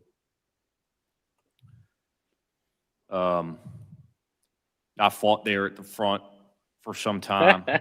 Fought there. Yeah. Yelling out. Fucking trying Bunker Hill, to, pussy.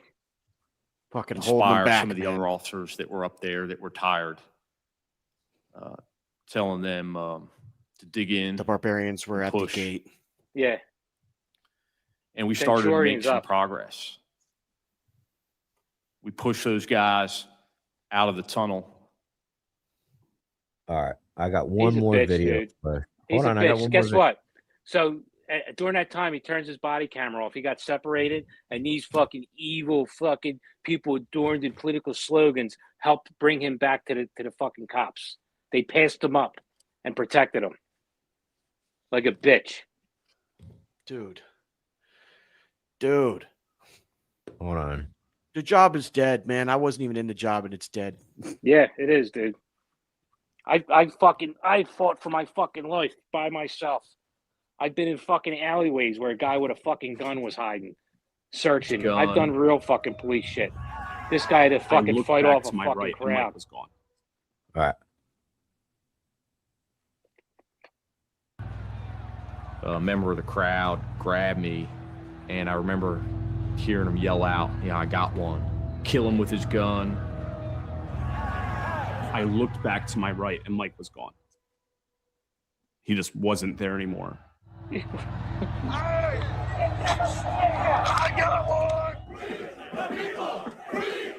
Wow. Looks super violent there. Yeah.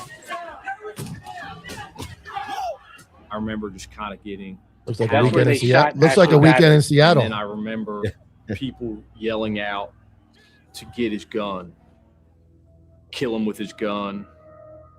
No one said that. And then I started getting tased at the base of my skull. And it was excruciatingly painful.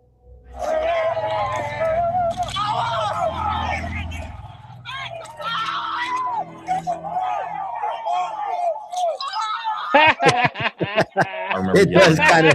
that I had kids. It does kind of look like a zombie horde. It Did you does. see his face? What a fucking pussy. He's like, ah, Mike. I don't know. Again, I've never been in a situation where people are grabbing me like that many people, but I would think you'd start fucking swinging at some point rather than. You man the fuck up, dude. Push people Trying to off you. appeal to somebody's humanity.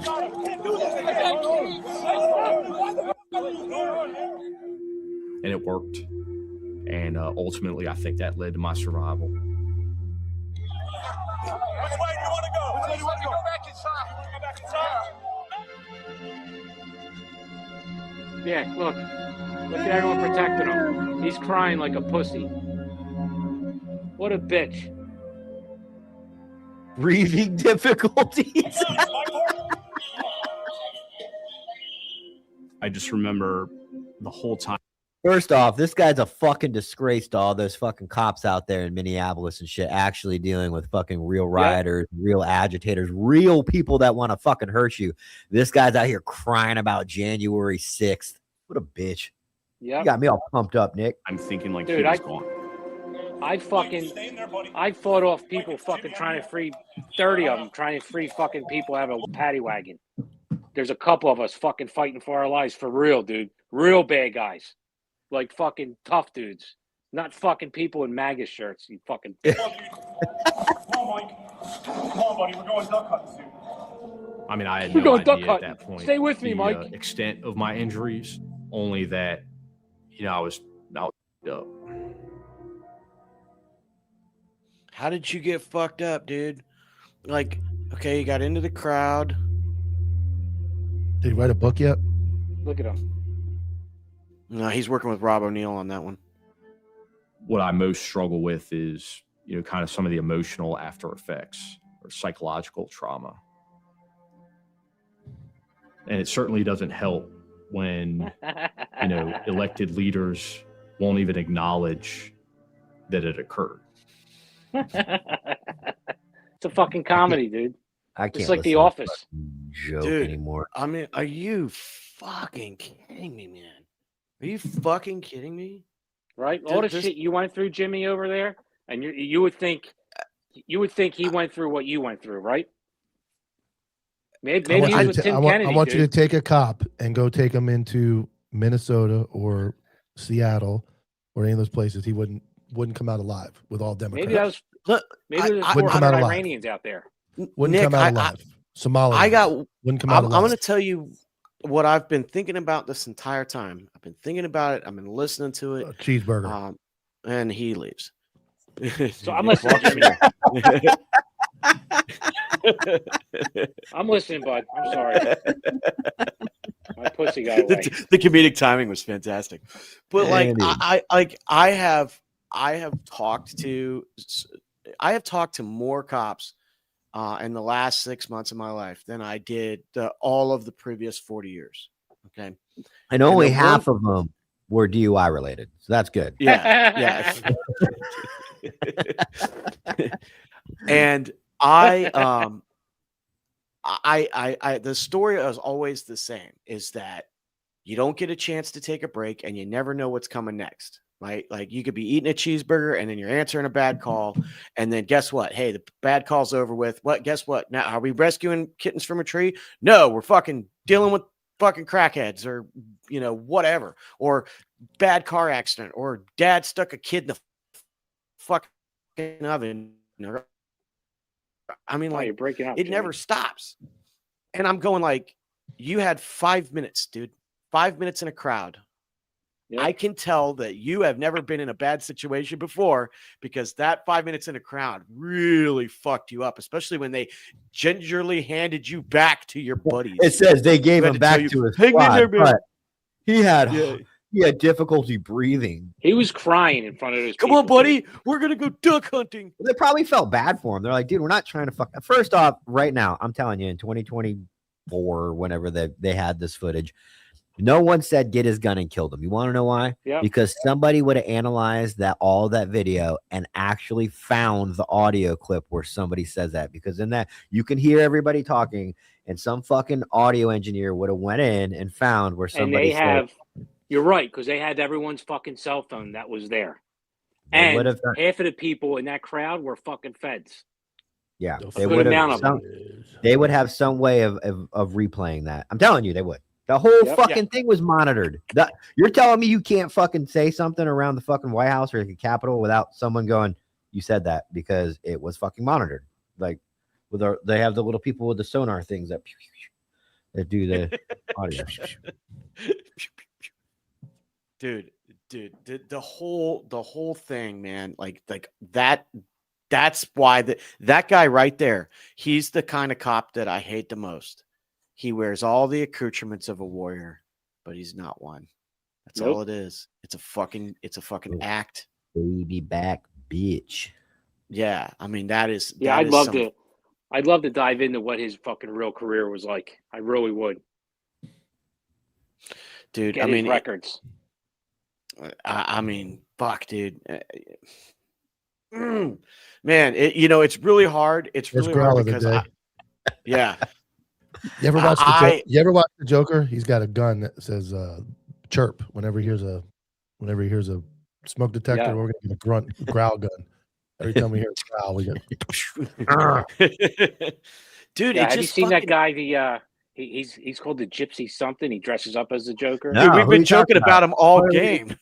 Tell me about him. What does he Tell me say? about the Gypsy Crusader. Yes, that's him. Yeah. Okay. Yes, that's him. You obviously know what his gun says. Yeah, he's got a- one of them says chirp when he hears a thing. The other one says hard R. Yeah. Yeah. I've never seen that You one. know what I was thinking about the other day, man? At the end of the day, whether you agree with somebody or not, You cannot kill an idea. That guy has been banned on every fucking platform, He's on next. but has still managed to become one of the most iconic fucking people right now in social He media. went to jail too, dude, for a couple years. Feds got him. Yep. Yeah, dude. On a fucking on a weapons charge for a fucking sawed off shotgun. Yeah. Search warrant on his house. They wanted him for stirring the pot, so they hit him with a weapons charge. Dude. So, I mean, it's really hard not to be black-pilled because you listen to these stories, especially like, I mean, let's just think about how historic Philadelphia is, right? It's the birthplace of our nation, man, right? You know, Independence Hall is there. I mean, like, there's just so much great stuff. Philly's a great town, dude. Yeah, I mean, you think of Philly. I mean, that is, tough guys, hardworking, blue collar, fucking punch you in the mouth, go get drunk, do the America things, right? And this is what it's become. And you want to be the guy that goes, dude, it's not too late. It's not too late. We can't give up now. And then you hear Nick talk, and you're like, fuck it, man. Throw in a fucking towel. I'm done. I mean, there's a difference between being a democratic place. I mean, those big cities are always going to be democratic. You can't change that. But what you can change is getting the blue to go, we have to get these Soros fucking people out of crime. Like New York City, dude, crime is just coming and coming and coming Dude, and coming. It's not stopping. To your point there, most of the fucking cops that I knew that were fucking crying about fucking KRASNER, and I'm not saying this to fucking toot my own horn. I was the only game in town when it came to getting rid of KRASNER. It's just a fact of it. None of them donated to me. None of them did fucking shit. None of them called to say, what can I do? They were fucking the loudest on Facebook, though. They'll fucking write a mean fucking Facebook post. So that's where my job is dead argument goes. If you can't get guys together to combat obvious, like this guy, they should all be out front screaming and yelling. On their day off, they should be walking around with signs. You could fucking die every day doing this job. Plumbers have better fucking unions than you, my man. Plumbers have better fucking unions than you. This is why Philadelphia's union is not strong anymore. It's because we are allowed to live outside the city. When that happened, the majority of our members left. With that goes our voting power. We once had and held a fucking a hold on the fucking vote. So votes had fucking power. We were a powerful union. We are not a powerful union anymore. We can't do shit. And to Mike's point, I will not mention any names, but there were guys that promised to help me that were, if you talk to them in the fight against KRASNER and all that Why bullshit. don't you mention their names, dude? I'm not, dude, because it's too much. It'll cause way too much shit. But not only did they not only did they not help, they got in the way of getting after KRASNER because their name wasn't attached. And I even told a couple of them, dude, I don't need my name on it, bro. I'll let everyone know you're the one that did this. Take all the fucking credit. My eyes were opened and shocked at what everybody sells out. Everybody sells out. Yep, because it wasn't their name attached to it. I fucking believe it. I have text messages from people that are begging me and asking me to make sure in the election that I ended up going on, this last sheriff election, that are begging me. You got to make sure you just tell everybody about this. You got to post this. You got to do 20, 30 people. They don't even follow me on social media anymore. I lost. The re-election happened. The guy won. Now they want to distance themselves from me by unfollowing me, not being my friend anymore. But I have messages where they're begging me to help get this guy out, and they lost. Is that great, dude? Now it's like that is when I say, like, you got better loyalty at fucking Walmart in the fucking meat section at Walmart than you do in some of these cop jobs, because they're now looking like, well, he's gone. We lost. Now it's time to bow down. Now I got to get promoted. I don't care what happens anymore. It's an ugly circle, a vicious cycle. And, I think I'm misquoted when I say Jimmy's gone. The job is dead. I mean, we lost the old camaraderie. Like you said, the union guys moved out. They stopped voting powerful. Guys are telling you they'll help you and they don't. That's what happened to me. I got guys that just stopped talking to me. I'm like, dude, fuck, you should run. You should run, bro. I get that a lot. I think you should, man. I get that a lot. I wouldn't run for sheriff. I don't think that a lot of people start mentioning county commission to at least get into to budget and I think you should run for sheriff, dude. I think you have a chance to win. I got. I really do. I'll help you. There's a whole closet in there, man. I hear you, man.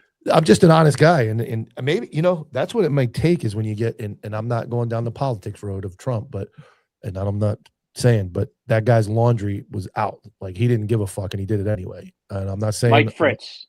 Yeah, that's my ball scratcher. Yeah, his laundry was out, and he did it. And it's you got these guys living like the sheriff I have. He fucking stole money. He used gas illegally, and he's still there.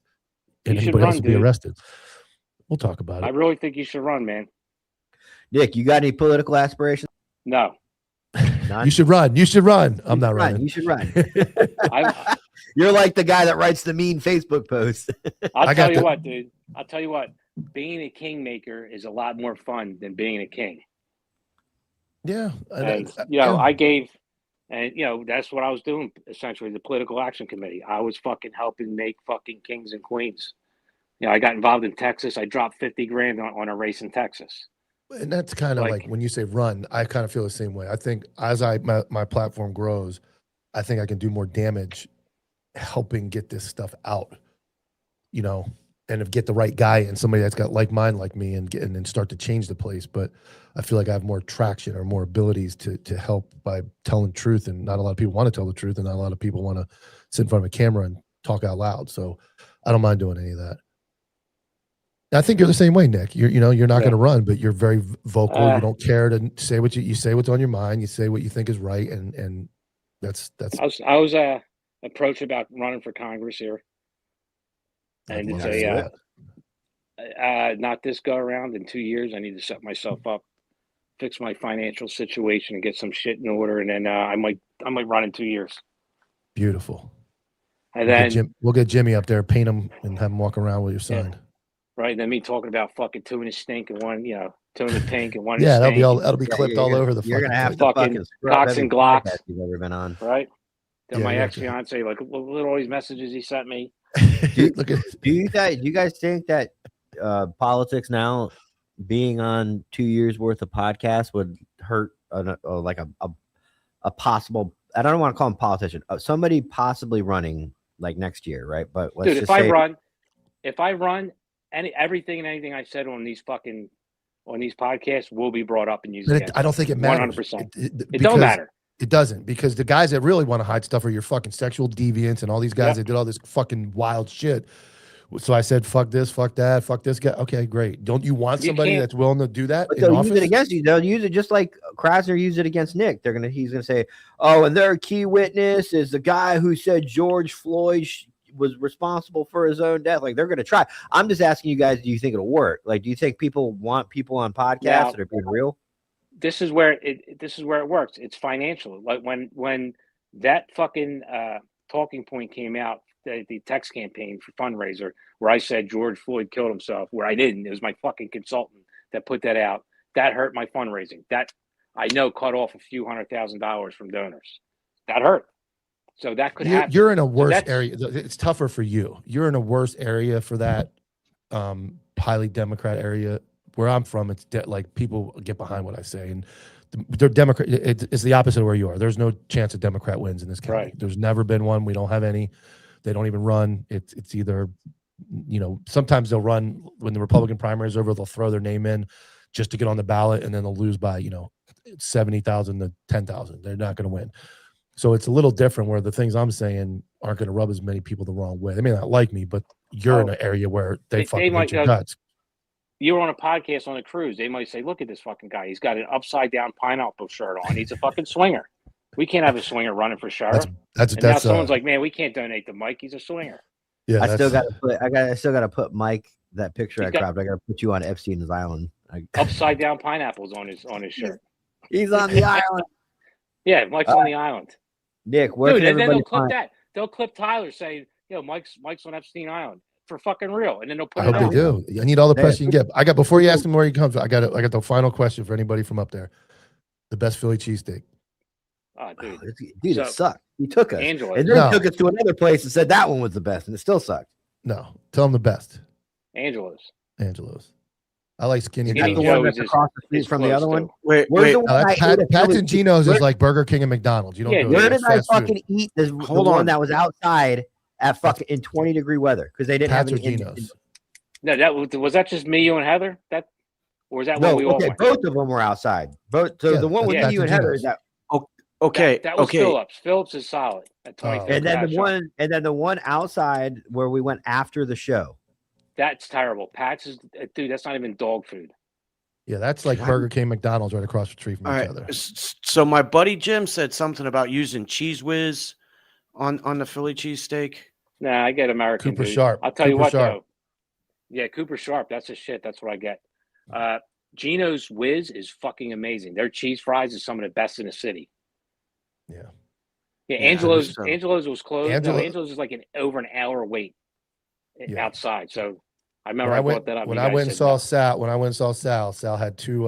He had a Philly regular and a chicken Philly from Skinny Joe's, and I ate Yeah, way Skinny more Joe's than very good, I'd like to dude. admit. Yeah, it's real good. They got the- Angelo's is the best. Skinny Joe's is probably third.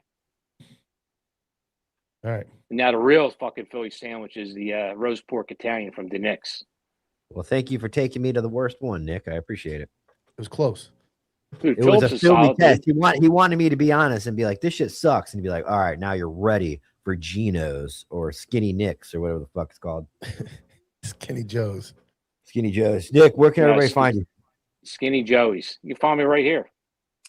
Open mic. Never again.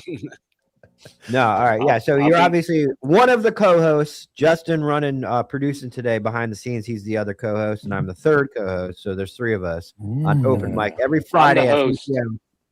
I'm the host of Open Mic. You guys are my co-hosts. So you This can is what see it me looks every like when we Friday fucking at do. 3 p.m. I took it easy on him today. I usually fucking roast him for every decision. Yeah, he dude, ever I'm makes surprised, on the dude. fucking podcast. Trying to be nice. This guy's fucking getting up, playing with his fucking cat. Like, oh, I he know it's takes driving you this shit crazy. I know it's fucking driving you serious. crazy. I know. He got it. up 4 fucking times. I know it. I love it. Every time it Oh, happens, my cat needs my assistance right now. Like, who's crying, dude? I'm not getting All paid right. for Open this mic shit. is I'm not getting paid It's not for in his, shit. it's not in his Damn, contract, dude. man. Damn. I can get up and get my cat whenever I want to. Yeah, you're on my time. Yeah. You can All check right. me out on subscribe to Good Cop Bad Cop podcast. I'll be dropping episodes the next week or two, and then I'll be pumping them out like 2 a week. Sometime around there, we'll get them out. Yeah. You The got to next train me week on. we'll do it. You got to work. I got to work on StreamYard with you. Figure that the fuck out. All right. All right. Is you really going to start? You got guests lined up or no? Yeah. I got everything lined up. You got a camera? Oh, yeah. You got a No, he mic? doesn't. No, he doesn't have Yeah. a Oh, camera. yeah. I'm good to go, dude. I'm Yeah, going to so fucking just send you a box of some shit. Yeah, I'll hold my breath. I've been waiting for counterculture shit for fucking 17 months now, and every time I ask you, like, it's in the mail. It's coming. No, I your said I'm address going to again? send it. I just got the shirts in. I got the And that's what All you keep saying. I just got the hats in. Was December. Now this month says I just got the shirts. well, I just in. got the shirts in. I ordered the shirts for the boys. You're not sending me one. You got them in, but I ain't getting them. All right. I'll send you one. Send me a fucking I'll camera, a mic, I'll remind a him. shirt. Thanks, Mike. All right, guys. Thursday morning is tomorrow. That's 11 a.m. flagship broadcast. We'll be hitting you. We got a lot of current events to cover. Minneapolis has been quiet. Not much He's with gone. Epstein, but we're gonna have a He's good show. back. Yeah. I mean, we got current events. I almost was like, hey, we might have to do an emergency because I thought that Iran and the U.S. Navy were going to start really shooting at each other. But No shit. the Iran, Just now? yeah.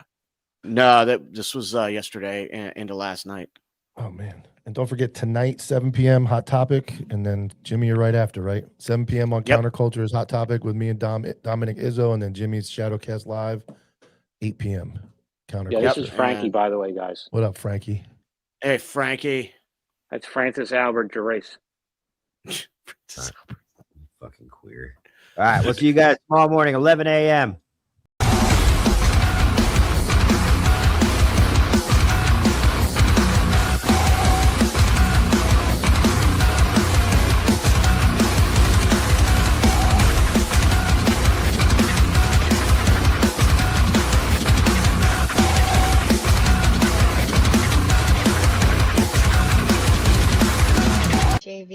for life.